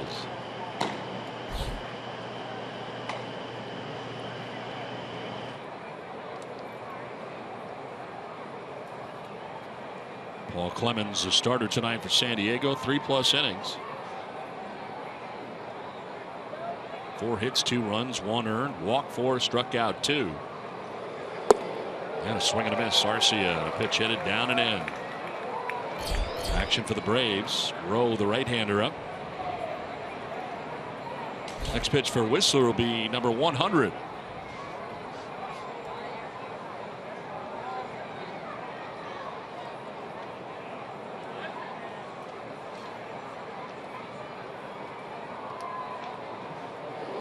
On the ground, down the first baseline, foul. So the 100 pitches, 65 of which are strikes on the night for Whistler. Right around the 100 pitch mark, I look at a pitcher's velocity and, of course, the break of the breaking ball. It seems like the slider is still there for Matt Whistler.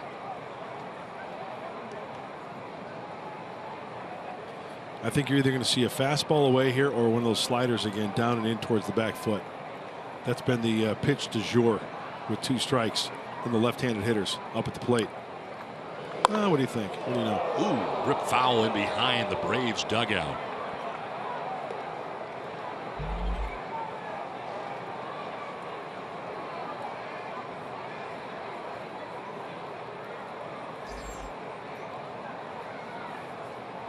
Fortunately, everybody all right in behind that dugout. A lot of the Braves players came up to the top step to take a look.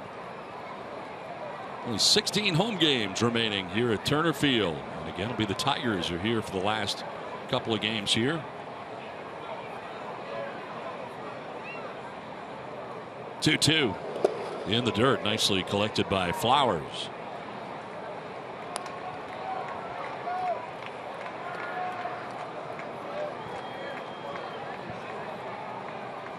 Fifth full count for Whistler on the night.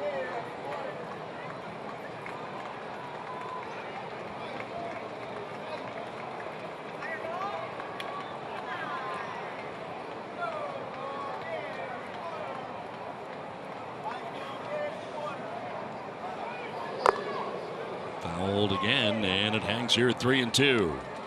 Tying run in scoring position here for the Padres in the 6th inning. Dickerson singled, and a wild pitch got to second. With 1 out of the inning when Ryan Schimpf struck out. Arcia now, if the inning continues, Derek Norris would be next.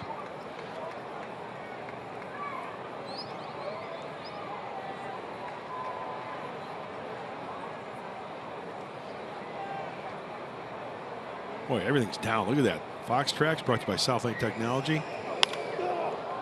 Fouled off to the left out of play. I was trying to sneak a little piece of cheese by him on pitch number 8, up and away. Padres haven't had a ton of chances with runners in scoring position, but in this game, they're 0 for 3 with runners in scoring position.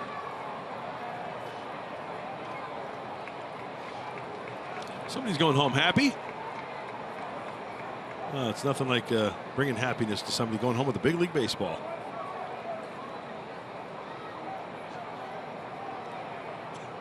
Payoff pitch again.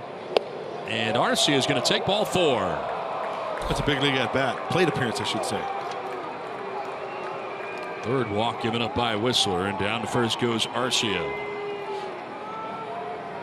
So 2 on with 2 down, and Derek Norris coming up. So the breakdown for him per inning. And sitting on 105 right now, the most he threw in the first inning, 24 in the first. Worked around a single and a walk. Had 2 strikeouts in the first. And for Derek Norris, a 212 first half, a 113 second half, and you have to feel like all the catching that he does takes away from the offense. Yep. The wear and tear on a daily basis of being a catcher. So to get away from Flowers, who blocked it not far enough for Dickerson to try it. The pole has a tendency to slow down a little bit. Getting the you-know-what knocked out of you behind home plate, whether it's on the backswing or a foul tip. wonder what the numbers are for most catchers in the second half of the season. That'd be a great stat to look up, and we have the technology to do that.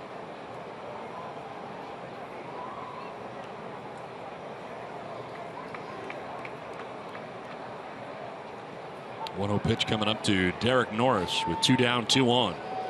And a swing and a miss. Especially in the places that are very hot.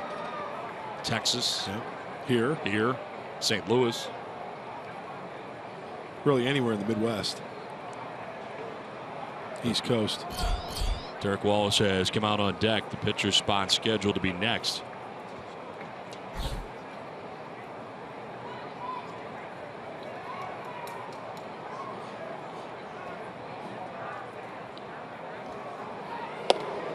That's a strike, and it's 1-2.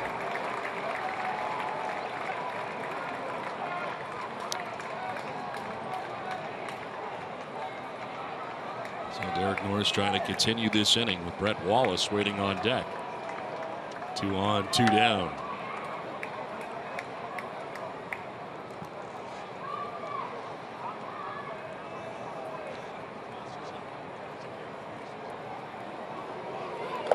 In the dirt, 2-2.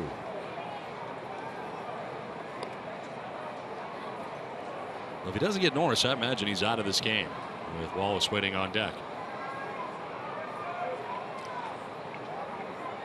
Pitch count up to 110. This next pitch will be 110. Yeah, not as sharp as previous pitches earlier in the game. Hey, one swing, just need to get Brett Wallace up to that dish.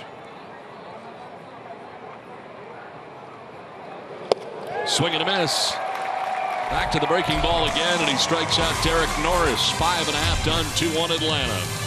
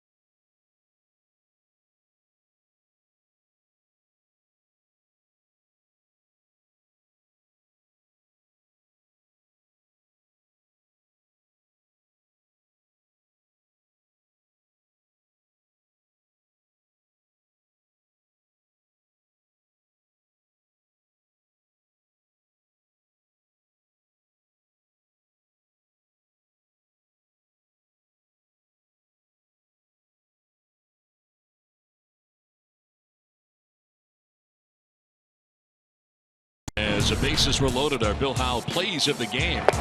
Jose Dominguez comes in, able to strike out Swanson, then induces a double play. Grounded into by Whistler, the pitcher, 6-4 to 3, and got out of the inning without allowing a run. Came into that bases loaded 1-run situation and kept it right where it was. Great job by Jose Dominguez. And you see the reaction from Jose Dominguez. What a great feeling. The strikeout was huge to set up that double play, and they worked the grounder. And the double play has been the common thread, the theme of this road trip.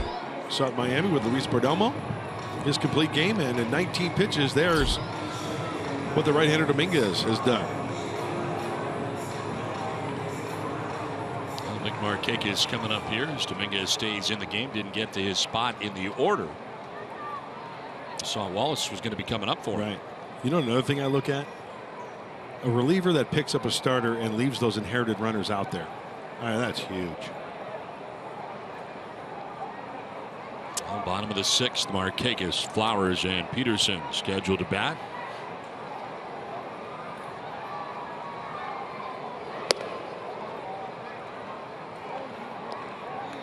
Here are the most home runs by a Padres hitter at Turner Field. Here, Turner Field. Padres hitter? Yeah. Chase Headley. Yeah, he's one of them. 4 home runs is the most. 2 guys. Home run hitters. Phil Nevin? Yep. Phil Nevin and Chase Headley. Really? And you got Arcia, who has 2 in 2 nights here at Turner Field. Party going on here. I don't know if everybody's having a great time. Yeah, the one in the middle doesn't seem to be too happy about something.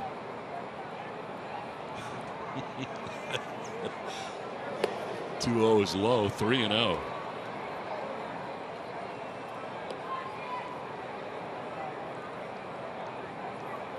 Most by an opponent here at Turner Field, Ryan Howard.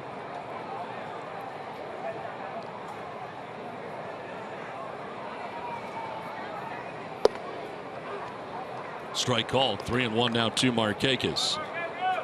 He has struck out and walked tonight 2 previous plate appearances. Yeah, you can argue that just because the Phillies and the Braves are in the same division, so more at bats here. Yep.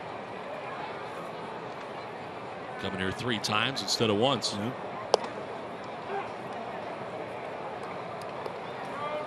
Do you like the balanced schedule or the unbalanced schedule?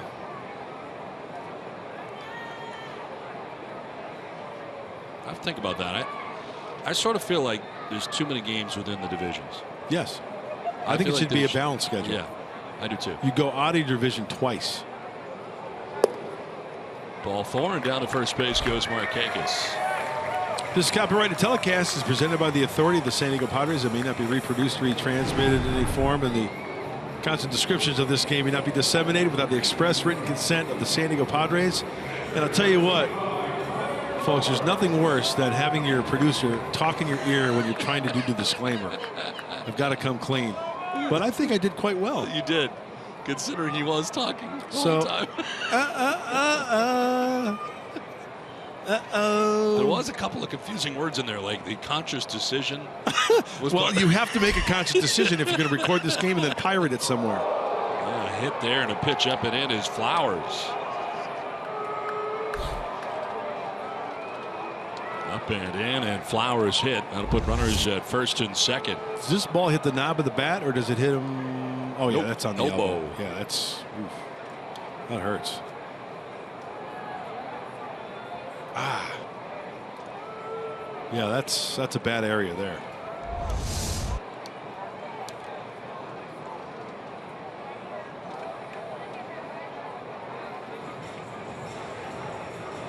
Jim Lovell, the trainer for the Braves, out to have a chat with Flowers to make sure he is okay as Jose Ramirez heats up for the Braves.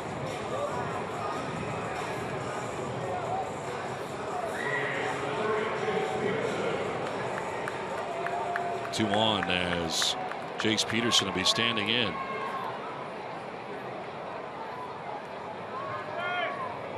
Tyler Flowers is already missing 30 games with a left hand fracture. Hit on the hand earlier. Now he gets hit on the elbow as Andy Green makes a slow walk out there. We'll do it for Dominguez. And runners here at first and second. We'll see if it's just a conversation, whether he's going to make the change.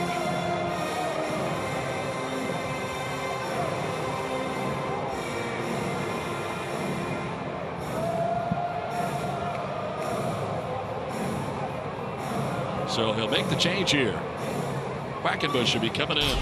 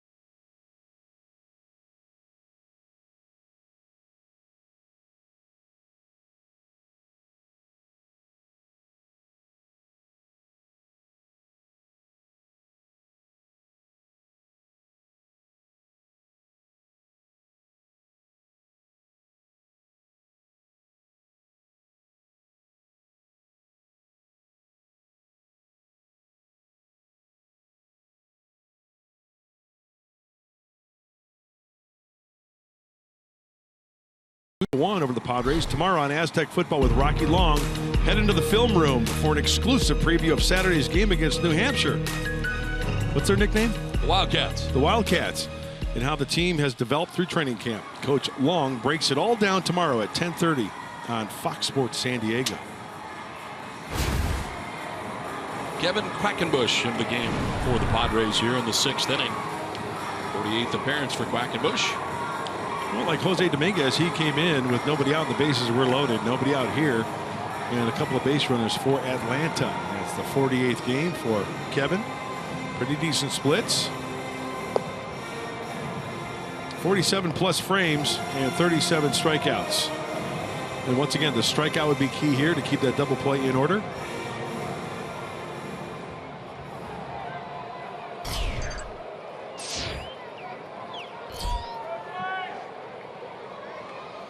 Not bad for the last three innings, 1 hit, no runs. 2 on, nobody out, and Peterson the batter. Let's take a look at ball 1 down low.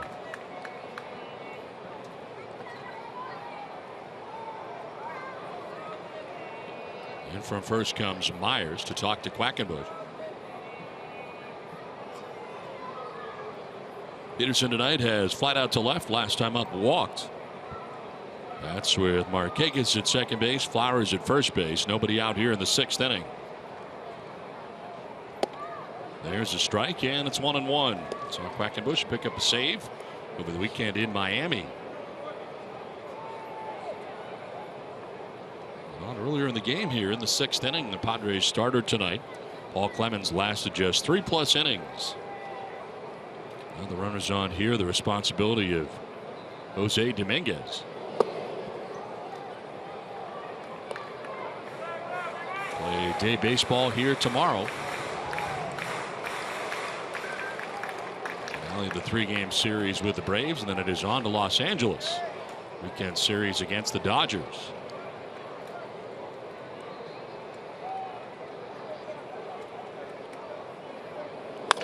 On the ground towards second, could be 2. Tough hop though. Schimpf only have the 1 play, and it's at first base. So he stayed with it. A tough hop came up on him, and it's Peterson 4-3, but Markakis to third, Flowers to second base.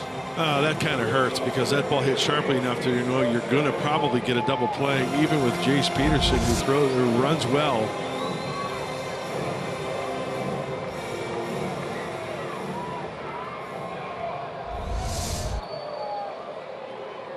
So they got first base open. And they're going to put on Swanson here with first base open. Not going to deal with him. Pitch hitter has come out on deck. Gordon Beckham with bat in the pitcher's spot.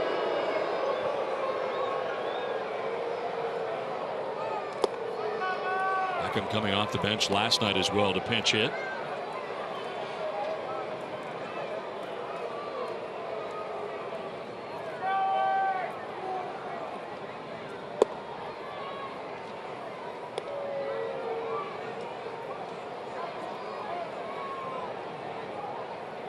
Dansby Swanson had fouled out down the right field line and struck out.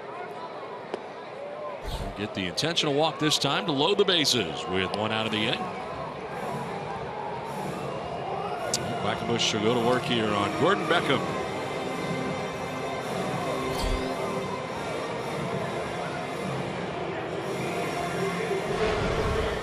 Heading for the pitcher, Matt Whistler, who tonight went the first 6 innings at 10 strikeouts. New career high for Whistler. Well, I mentioned it yesterday, but Garcia leads this team in grounding into double plays with 14. Beckham's got 12. I mean, he's a prime double play candidate right here. Take strike 1. Quackenbush picking up that outside corner. Bases filled right now with Braves. Markakis at third, Flowers at second, Swanson at first, 1 down here in the 6th inning.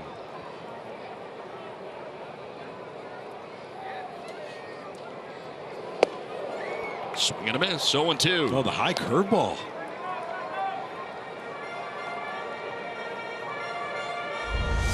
He bent that curveball like Beckham. Swing and a miss.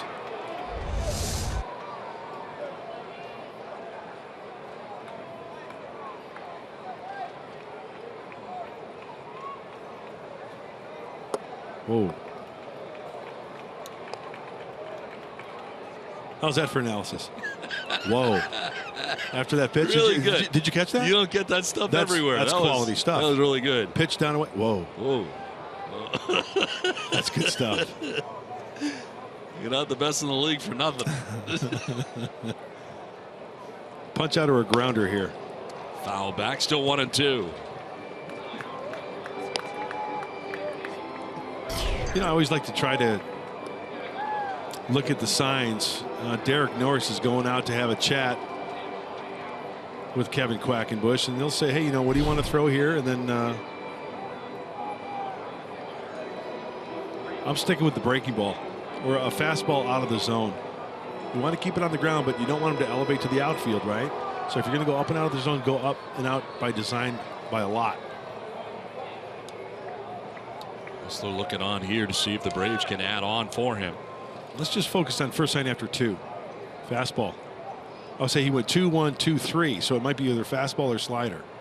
1-2 pitch. And it's lined to right center field. That's going to get down. Trouble. Over to cut it off, Jankowski. One run is in. Here comes another. To second base, sliding in is Beckham. He drives in a pair. And the Braves take a 4-1 lead. Big hit there for Gordon Beckham. Pinch hit double to drive in 2 runs. Well, it was in fact the fastball, but it's all about location because Derek Norris was set up inside. And look at the glove of Derek Norris. He gives the fastball in. He sets up late because of the runners are on base. Watch the glove. Nope. Catches the. Then you can even see Derek swipe at the dirt there, showing his frustration along with Kevin Quackenbush. Ball leaked over the inner third of the plate. Second and third. 1 out in the inning. Infield in all the way around now for the Padres. Ender Inciarte standing in. And a grounder foul. So the 2 runs that score are charged to Jose Dominguez, who in 2 innings plus ends up giving up 1 hit. And the 2 runs. He walked a batter, struck out a batter. But still on the hook, the starter tonight, Paul Clemens for the Padres.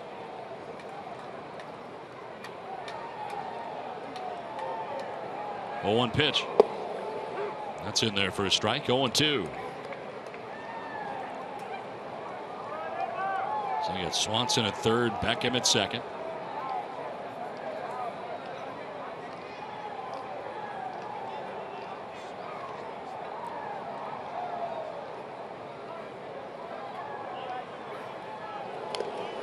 And fouled off the breaking ball that time, biting in on him.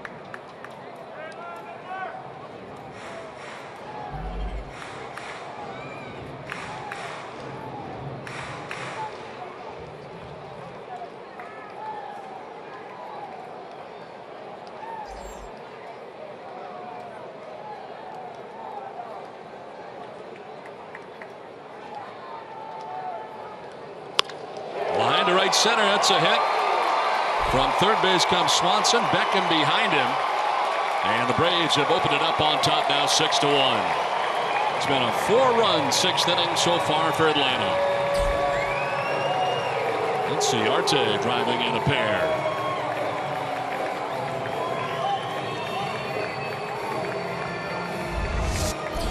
Well, Quackenbush misses with location earlier to Gordon Beckham, and he wanted that one away, but it was just too far up. And the Braves keep adding on. Donis Garcia coming up here. 2 hits in the game, a double in the third, single in the 5th. He's driven in a run.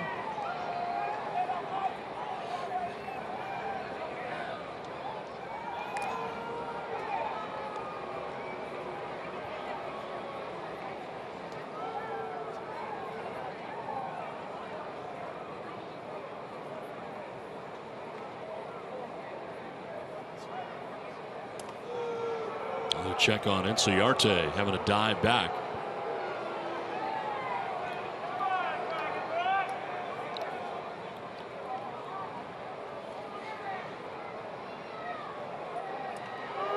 Another check on him at first.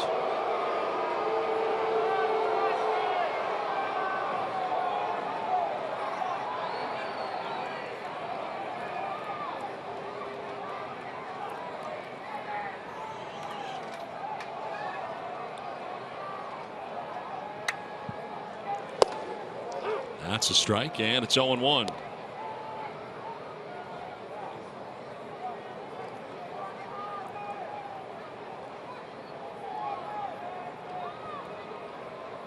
Double, a single, and an RBI for Garcia. Struck out back in the first inning. Slightly open stance. And he grounds one to Schimpf at second base.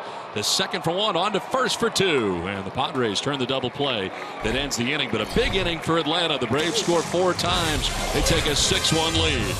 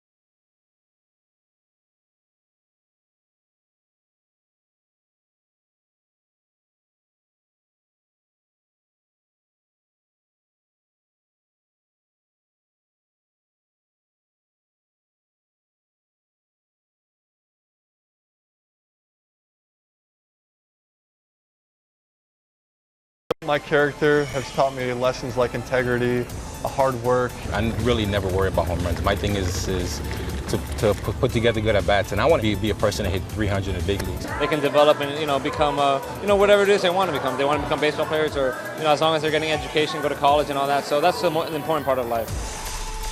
That was a sneak preview of Friday's Best of Padres POV, presented by Sequoia Casino. Friday after Padres Live right here on Fox Sports San Diego.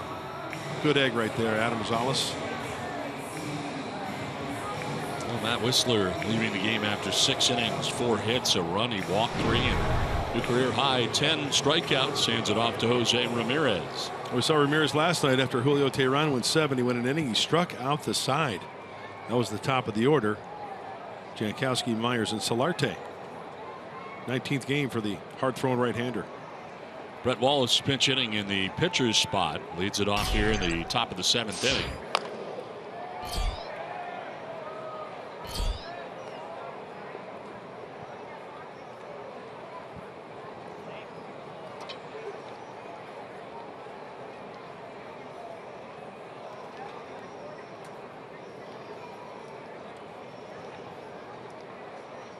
Wallace, Ramirez, and then the top of the order, Travis Jankowski. Expected to bat here in the 7th inning. Padres now trailing by 5.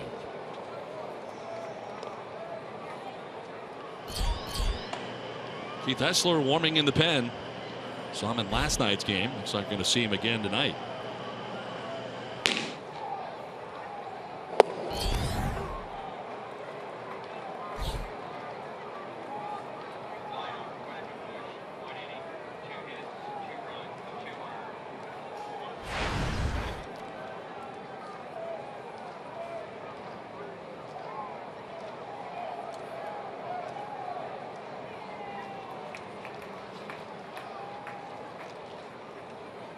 Ball and 2 strikes to Brett Wallace. Pinch hitter leading it off here in the 7th inning. And he takes it in tight, 2-2. Now these Padre hitters are going to have to turn up the dial with Ramirez out there. He's touching 97, 98. pretty good. He's not allowed an earned run in 14 of his last 16 appearances. And a ground ball up the middle. Ranging, though, is Swanson. Good range. And he gets Brett Wallace. A couple of quick stutter steps to his left, and there he was, right behind the bag at second. Remember, Eddie Rodriguez, the infield coach for the Padres, talked about footwork and how important it is off the bat. Sure, it's getting to the baseball, but it's the first move using the feet.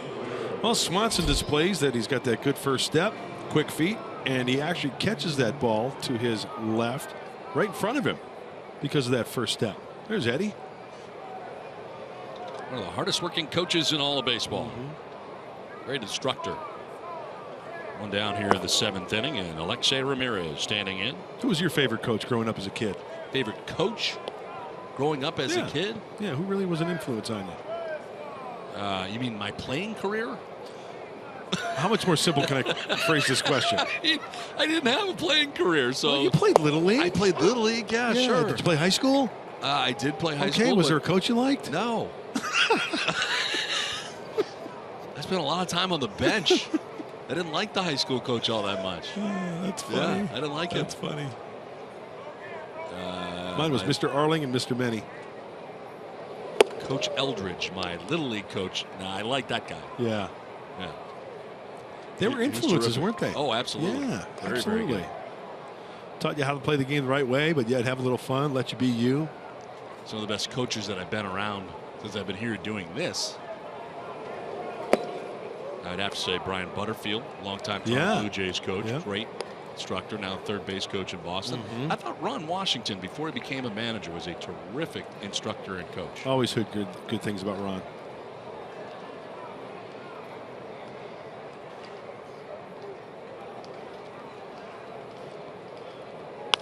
On the ground to shortstop, Swanson. Assists on the first 2 outs of the 7th inning, 2 down. Well, time now for the In the Driver's Seat, brought to you by Kia. A pretty good outing tonight for the former Padres farmhand, Matt Whistler. 6 innings, 4 hits, just the 1 run. Walked 3 and a career high 10 strikeouts in his game. In his 6th inning effort tonight. Chance to pick up his 6th win of the year. It's only 2-1 when he was hit for. Yeah. And all of a sudden now 6-1. Jose Ramirez has the first 2 outs of his relief appearance. You know how we talk about holds all the time, Don, as far as, a pitcher coming in, you have the lead and there's a hold, right? Whether you're up by a run or 2, 3. I still feel it's a hold situation when you're trailing by 1 or 2. Yeah.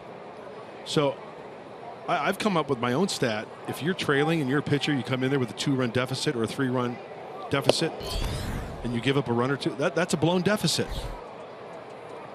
It does seem that it is a different group of pitchers, though, that you see It is. when you're trailing than when you see when you're ahead by a run.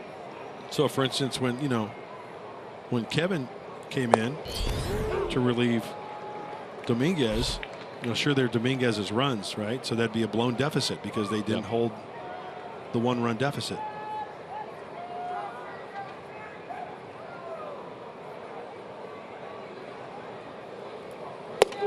Jankowski strikes out in order to go the Padres in the top of the 7th. 7th inning stretch, 6-1 Braves.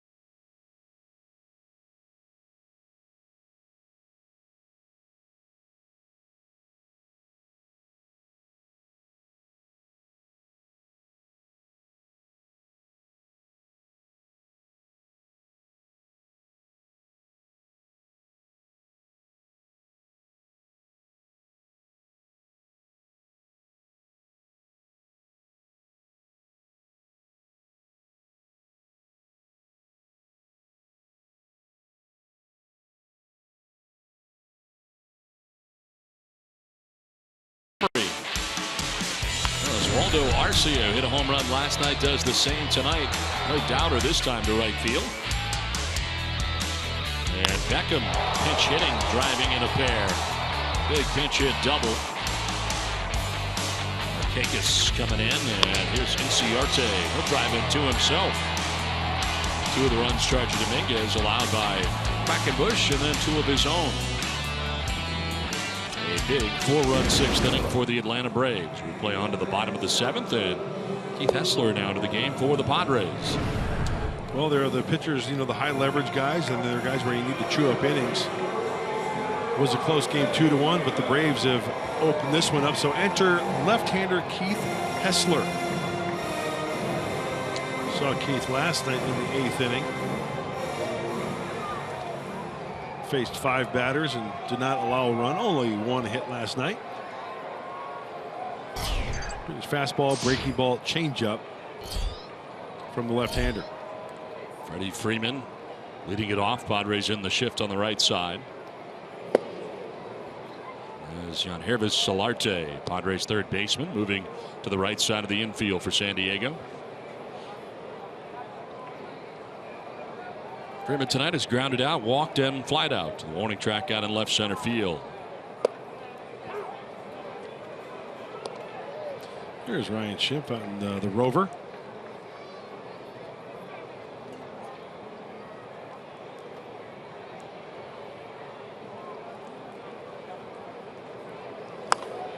Reaches out, fouls it off to the left, out of play. Look at the box score for the Braves tonight. Donis Garcia leading the way with a couple of hits, double and a single for the Braves third baseman. Outside, 2-2.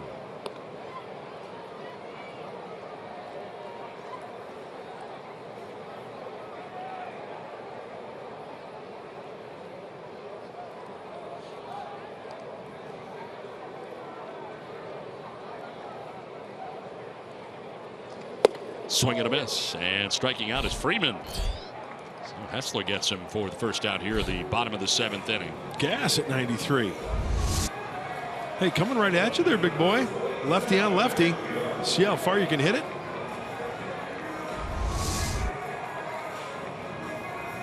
That's a punchy. 1 out in the 7th inning brings up Matt Kemp. Kemp 1 for 3 in the game, had a single back in the 1st inning. Grounded into a double play in the 3rd, lined out to short in the 5th. They shift on him again in the infield on the left side. Big hole right there. We've seen that many times against Matt Kemp. Heavy on the left side. Outfield, you can see Travis Jankowski. He's playing well over towards that second base side of second base. I wonder why they keep it to the infield on the left side. We do it on the right side. Well, of course, the throw would be ridiculously long. You put the shortstop out at short left as a rover on the other side. It doesn't work that way. That's a really, really long throw. Yeah, that's a great point. And hits by direction, Matt Kemp. Yeah, pretty much pull guy, but uses when he's swinging the bat really, really well. Center field 49, right center field gap to, we're talking that way and that way when he's really swinging the bat well. Look out. Hessler head here 0-2. Hard stuff in. Now from that left-handed pitcher, you can get that little bit of that angle. That crossfire angle. Caught in a crossfire. Stevie Ray Vaughan 1-0. See right here, Matt Kemp could be caught in a crossfire with that fastball down in, or that breaking ball. So release point here and then down and in that way. On the ground with that shift on, and nobody's over there. Oh, Schimpf's got to run over and grab it in short right. Kent's got himself a base hit. This game of baseball will drive you nuts, won't it? Unbelievable, right against the shift there. Box score to look like a line drive. Oh, that's getting in the kitchen. 1, 2, 3, 4, 5 grounder. And Matt Kemp will even admit, you know what, not pretty, but I'll take it.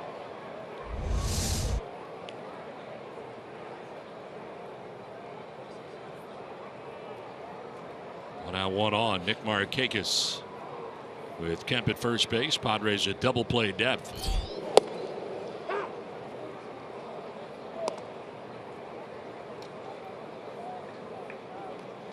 Markakis tonight struck out in the first inning, walked in the fourth, walked in the sixth.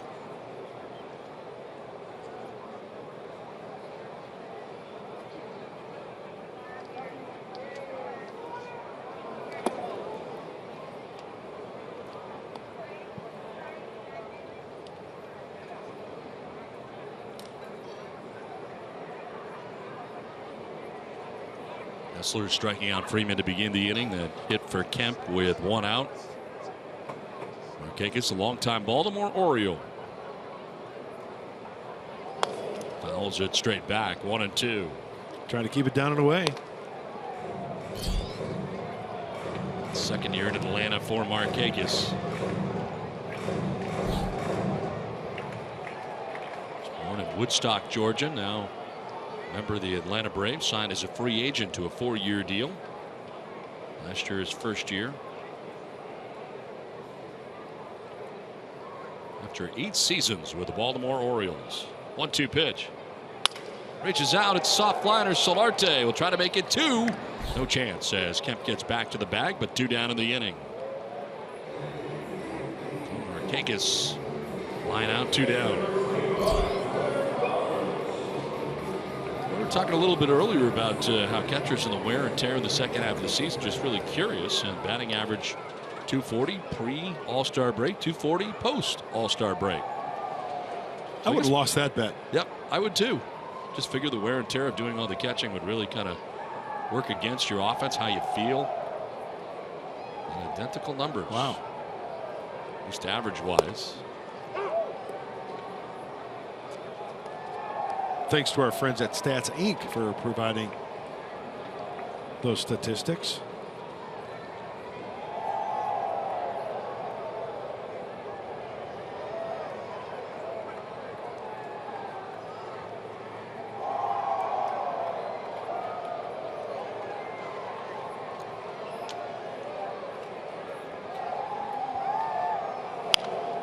Fouled off to the right. It's 0-2. Tyler Flowers. Sit on the elbow earlier. Now he's got a pretty good guard on there. 2014, a little bit of a difference there. MLB catchers combined prior to the All-Star break, then after the break. So I guess after it's all said and done, these guys pretty much get used to it, right? I guess. Flowers wearing that guard now on the elbow where he got hit earlier.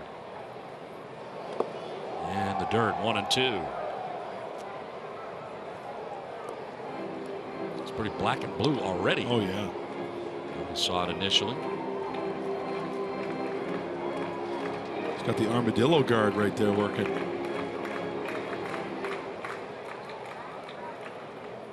Did you ever work in the Texas League?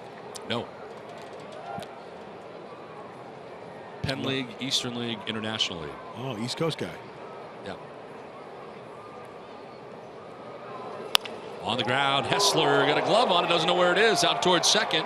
Schiff's throw will be late. And reaching is Tyler Flowers with the infield hit. Well, 2 infield hits this inning.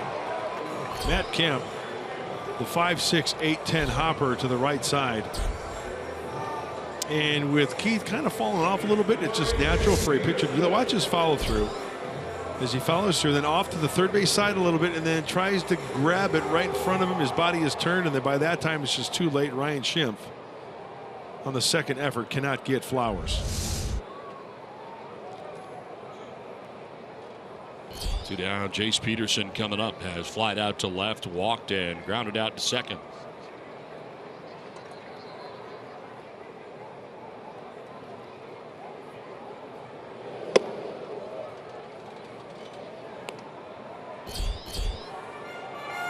Cabrera in the pen. Now this guy throws hard. Mauricio Cabrera, 103. He's touched.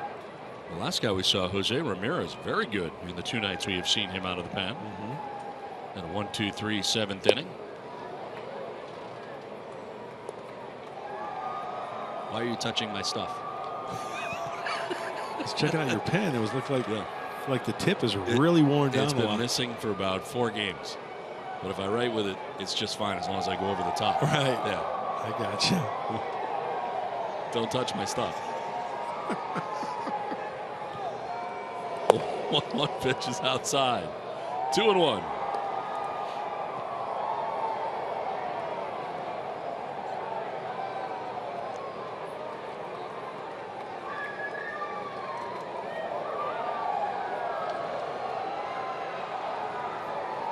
Kemp at second, Flowers at first. 2 outs here in the Braves' 7th inning.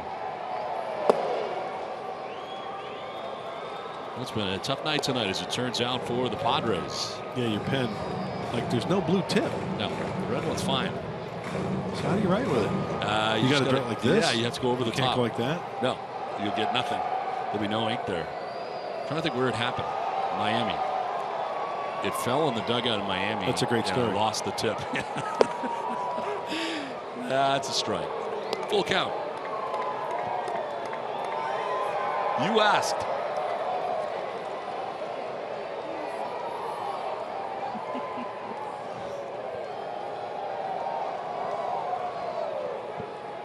Fifth batter that Hessler has faced since coming in the game. Runners can go here. And that's ball 4. Loads the bases. First walk allowed by Hessler.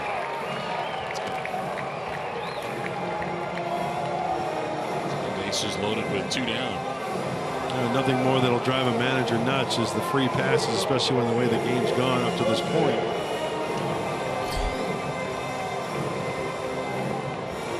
Kemp at third, Flowers at second, Peterson at first.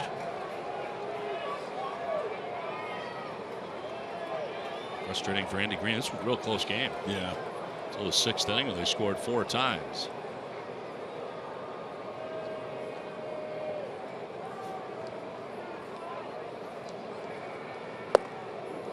Biting in on him. Yeah, the walk hit batsman in the 6th inning to lead things off. Just didn't bode well. As Brian Snyder has grabbed a bat for the Braves, he waits on deck. Brandon Snyder, I stand corrected, and apologize to the Snyder family. Brandon Snyder.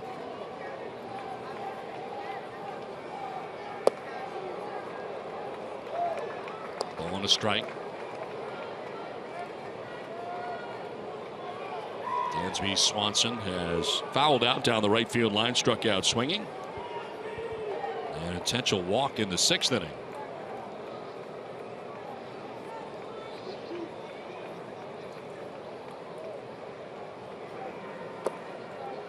Two and 1. 26 pitches by Keith Hessler so far here in the bottom of the 7th inning.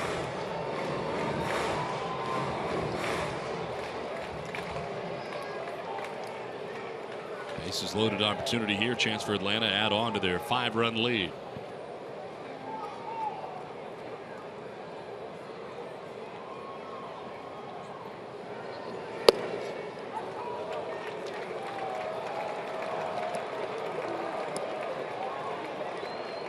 I haven't kept count, but there's been a ton of 3-ball counts tonight. Padres have walked 6 in the game. I think that's 7 in the game now. And the walk to Chase Peterson. 3-1 pitch, and that's a strike. 3-2.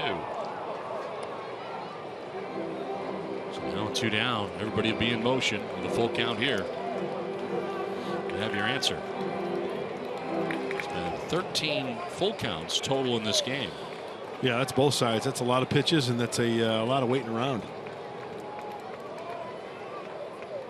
Hey, it happens, right? It's baseball. Fouled off to the right, out of play. Swanson will see a 7th pitch in this at bat. How's the allergies holding up there, Cha-Cha? Not too good. Really? Yeah, I've struggled here the last couple of days. Sounds like it. What are you doing to prevent it? Little halls.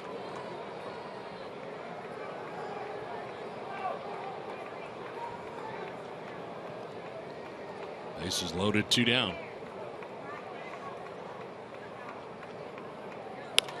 And a pop-up Myers, the first baseman, backpedaling, fair ground, will put it away.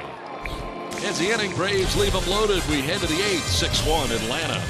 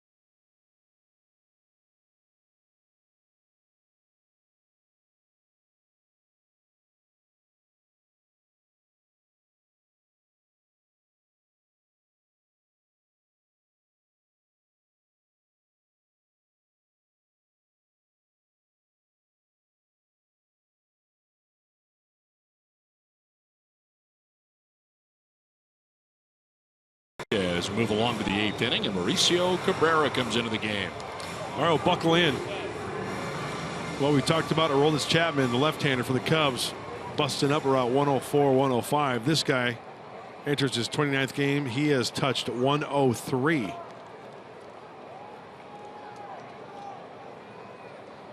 this guy's getting jiggy with it. Myers leading it off here in the 8th inning. Whoa. Oh, really? 102 right out of the chute.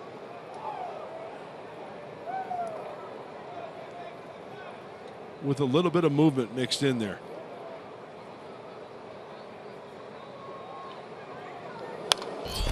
Foul backhand, it's 1-1. Fastball, curveball, changeup. And you see the Padres box score, not much going on there. A lot of toothpicks on the left side there. Myers, Solarte, Dickerson, Arcia. 4 hits total tonight, being out hit by Atlanta 9-4.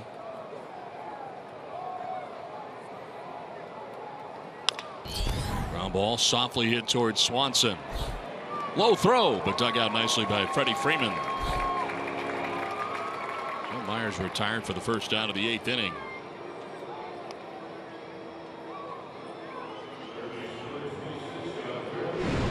Our game presented in HD by Sony.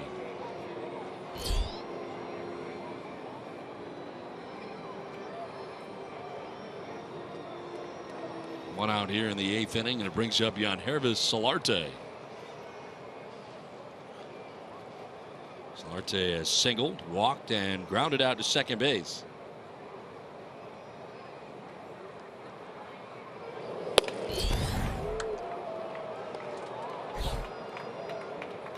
This guy hasn't thrown one under 100 yet.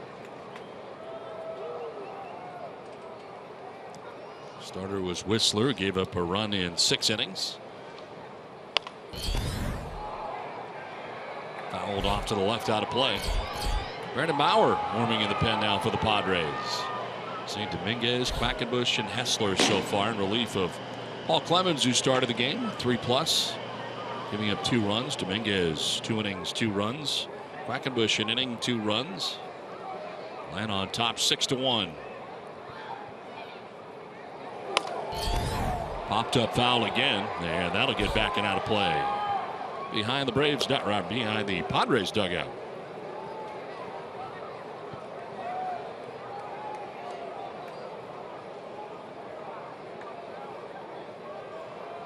Did you say he has a changeup? Yes. It's like 94. I was just going to ask that. Not kidding.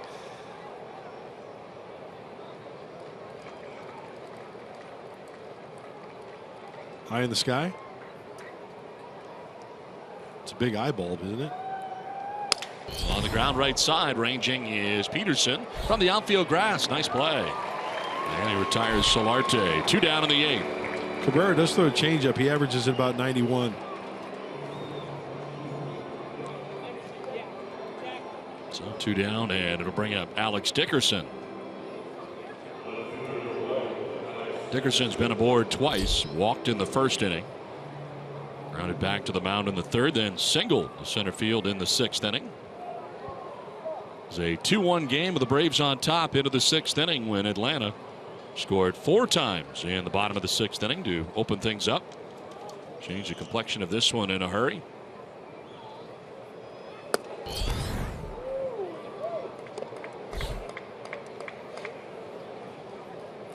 Six in a row retired by Braves pitching. And as a group, they have 11 strikeouts in the game.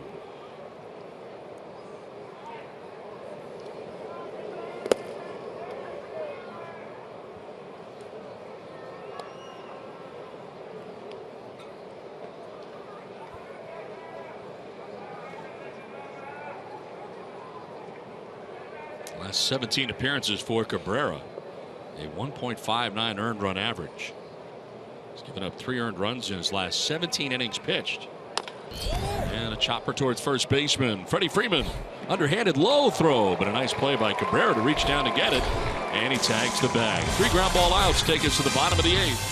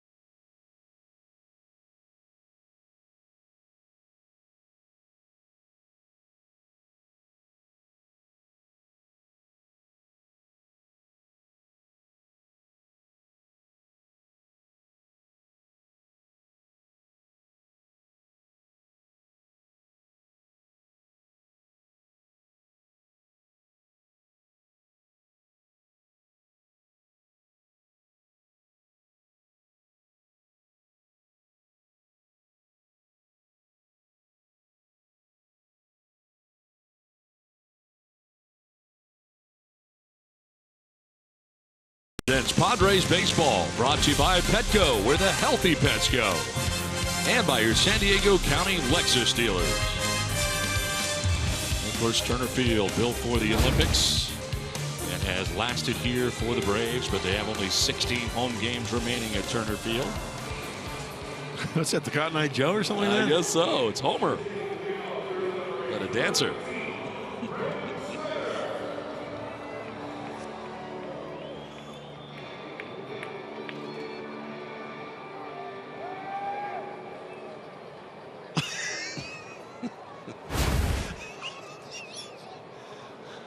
Well, Brandon Bauer into the game here for the last of the 8th.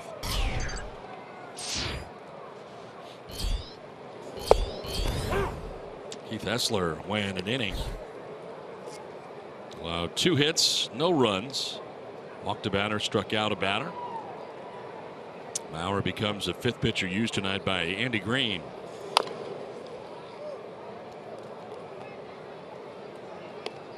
Well, you thought you had things lined up correctly, huh? 2 out of 3 in Miami. You come to Atlanta, where their home record is worst in baseball, going in only winning 19 games prior to this series. So very frustrating.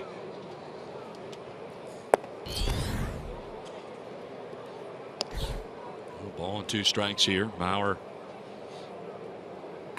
dealing to the pinch hitter, Brandon Snyder. Batting in the pitcher's spot and grounding one toward Schimpf. 1 down here in the bottom of the 8th.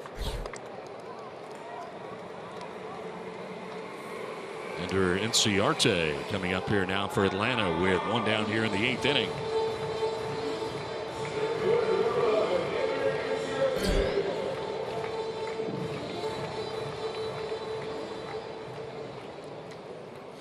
Bauer over his last 29 outings since June the 11th, a 2.10 earned run average. Just a 202 opponent's batting average. Inciarte lifts it foul down the left field line, barely.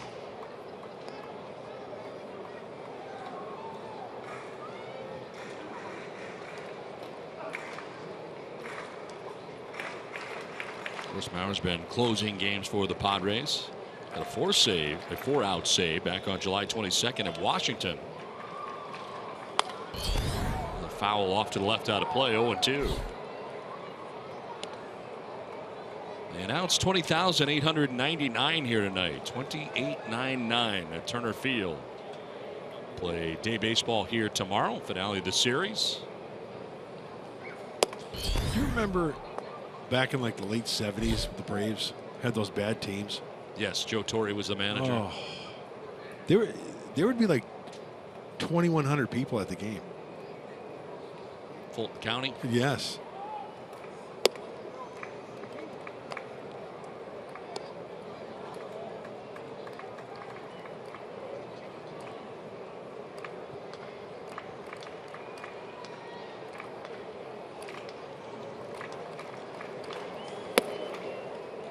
Miss, and it's a full count now.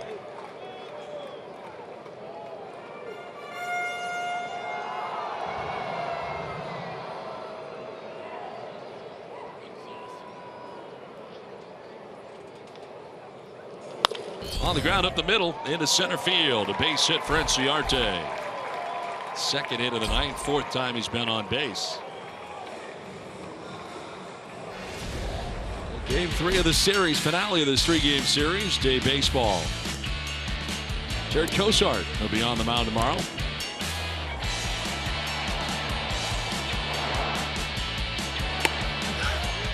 Mike Fultonevich for the Braves. Hey, breakfast with the boys, breakfast with the Pods, 9 a.m. right here on Fox Sports San Diego. Nice save right there, partner. Wasn't going to try it. That's what friends are for. 1 out, 1 on. Gonna have to get that figured out between now and 9 o'clock tomorrow morning. That's what Dionne Warwick's saying.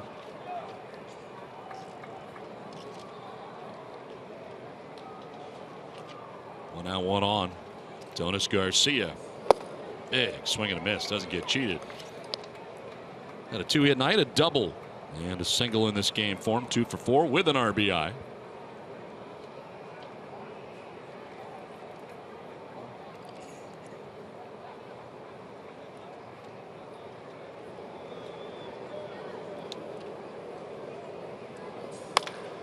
To right field, struck well. Arcia going back, still going, going to be over his head, and it'll one off the wall. Heading for third is Inciarte. The second with a double, and his 3rd hit of the night is Adonis Garcia. Hot shot to right field and quickly over the head of Arcia. 2 times from the pull side for Garcia. This time the pitch, what is it, fastball away? Well, it looks like outer third. It's just a nice easy swing. Let the bat doing the mechanics, letting it do the work, and sending it over the head of Arcia.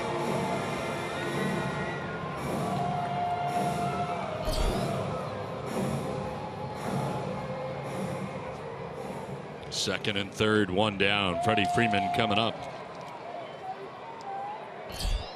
Well, the Braves have banged out 6 runs and 11 hits. Freeman does not have a hit in tonight's game. He has gotten a board in the game, a walk in the third. 27 home runs on the year for Freeman. Infield in here for the Padres with 1 out, runners at second and third. And a liner into right field for a base hit. Inciarte will score. They will stop Garcia. So 1 run in, and errant throw there, backed up by Norris. Somebody got to cover the plate.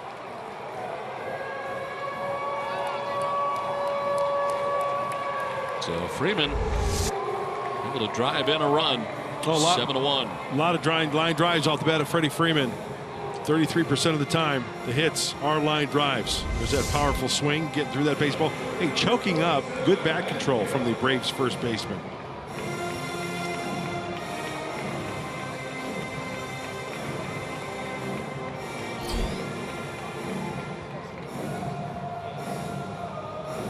First and third, 1 out. A run in here for the Braves, adding to their lead on top 7-1. And the 5th plate appearance of the game for Matt Kemp. 2 hits tonight for Kemp. Single to center, infield hit to second base.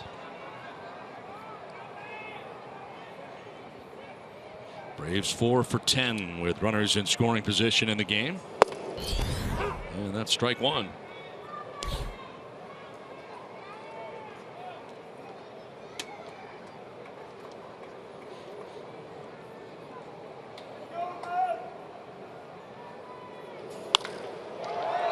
Fly ball out to deep right center field. Jankowski circling. Will get under it to make the catch. Tagging at third base is Garcia. He'll score without a problem. And it is 8-1 Braves. Matt Kemp gets his 86th RBI of the year and a sac fly to right center.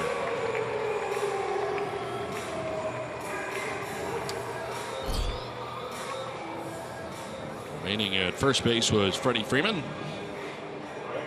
2 more Braves runs here. Here comes Nick Markakis now. So Mauer on the hook for a couple of runs here late in this one.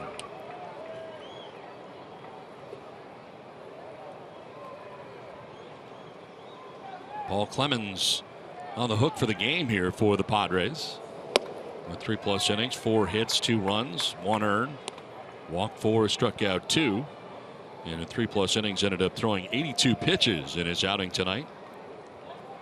Dominguez gave up 2, Quackenbush 2. Hessler did not give up a run in an inning of work, and Mauer now is charged with 2. Here's fly ball out to center, and Jankowski waits on it, and he'll put it away to retire Nick Markakis. But 2 more runs for the Braves, 8-1 Atlanta.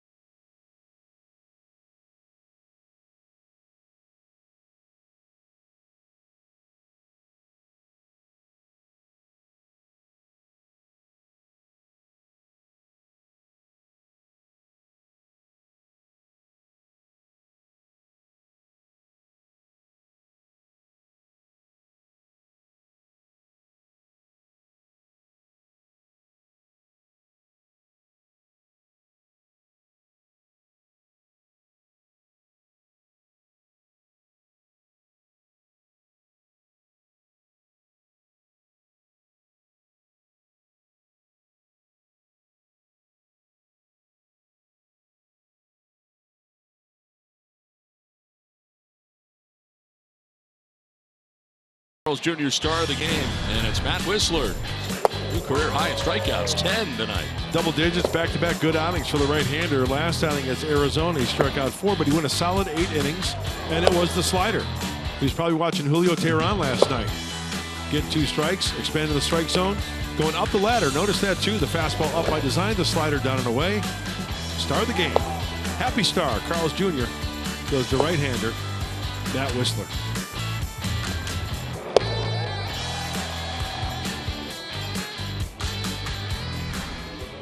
Now Jim Johnson, the closer in here for the Braves, even in a non-save situation, trying to get him some work. It's 13 out of 16 in save opportunities. Comes into an 8-1 game here. The Braves on top by 7. Good splits. Lefties 233, righties 229 for the right-hander Jim Johnson. And you know, a lot of the closers, we've talked about this discussion many times, coming in, they want the heat of the moment, right? They want the one-run game. See what type of reaction Jim Johnson has right here with a 7-run lead. Came off the DL on June the 3rd. Since then, a 1.51 earned run average. Giving up just 6 earned runs in 35 2/3 innings. Fastball, curveball, changeup. Low 90s to upper 90s on that fastball. Average is about 93. Ryan Schimpf tonight 0 for 3. Struck out twice and flied out. And he'll take the strike, 1 and 2. Guy throws a heavy 2-seamer, sinker, a lot of grounders when he's on his game. His biggest years coming as a member of the Orioles.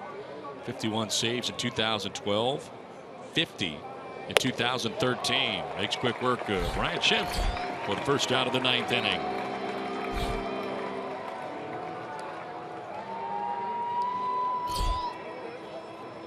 Oswaldo Arcia coming up here now for the Padres.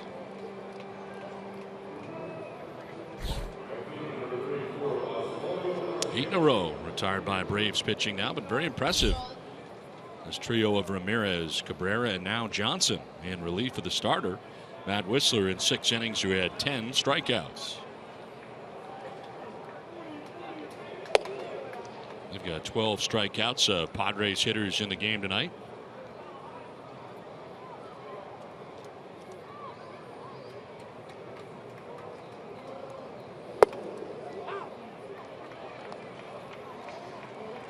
Ball and a strike to Arcia with Derek Norris waiting on deck.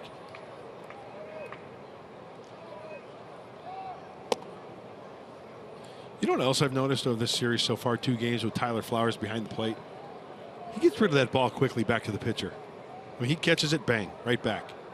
None of this, you know, getting up out of the crouch and taking his time to get it back. Carlton Fisk-like. On the ground, foul outside of first. Now, Carlton Fisk can slow down the game. Everything Carlton did was pretty slow. Move slow. Oh, man.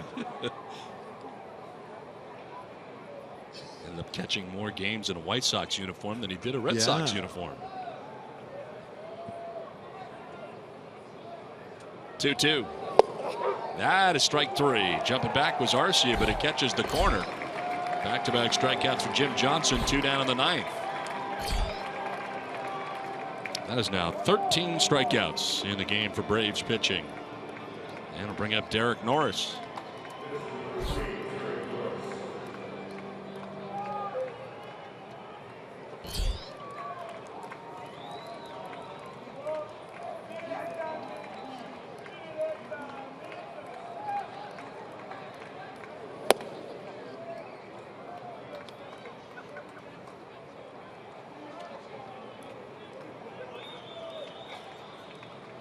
He runs 12 hits, no errors for the Braves. A run, 4 hits, and an error for the Padres. Hector Sanchez has come out on deck. If we do continue here, he would bat in the pitcher's spot. Called today with Christian Bethancourt going on the DL. 2-0 pitch. And it's fouled back. 2-1.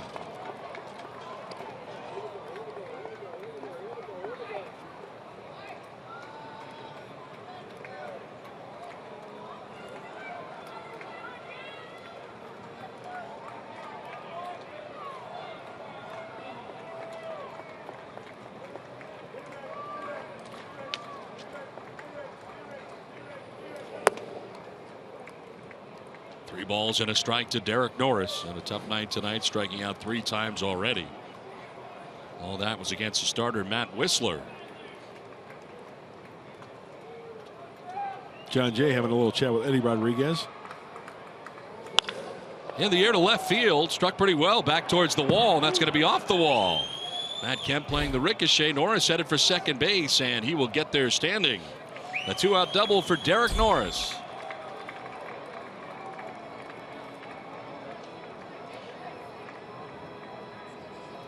Well, if there's one guy out there who doesn't let previous at-bats get to him, it's Derek Norris. 3 strikeouts prior to that at-bat, but he's going to battle each and every time up to the plate. If it's 8-1, if it's 2-1, he's not going to give away at-bats.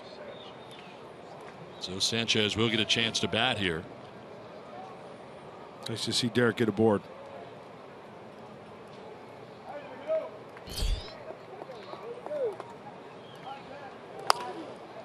Rifles it foul off to the left, out of play.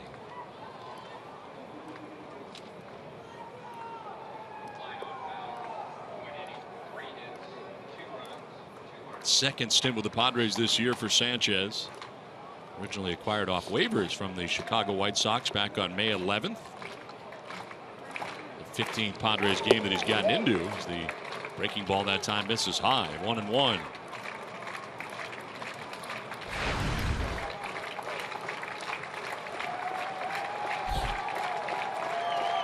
.324 in 55 games with El Paso. And a grounder foul. 1-2.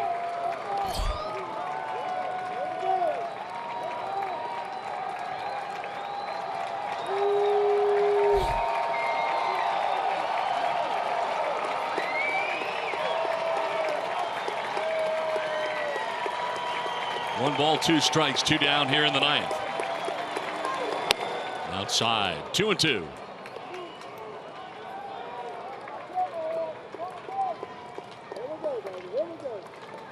Jim Johnson striking out Schimpf, striking out Arcia. Gave up the double off the wall and left to Derek Norris. 2-2 pitch. Swing and a miss. Sanchez strikes out, and the Braves take the first 2 games of this series. 8-1, the Braves down the Padres tonight. What's in store, Mike Pomerantz?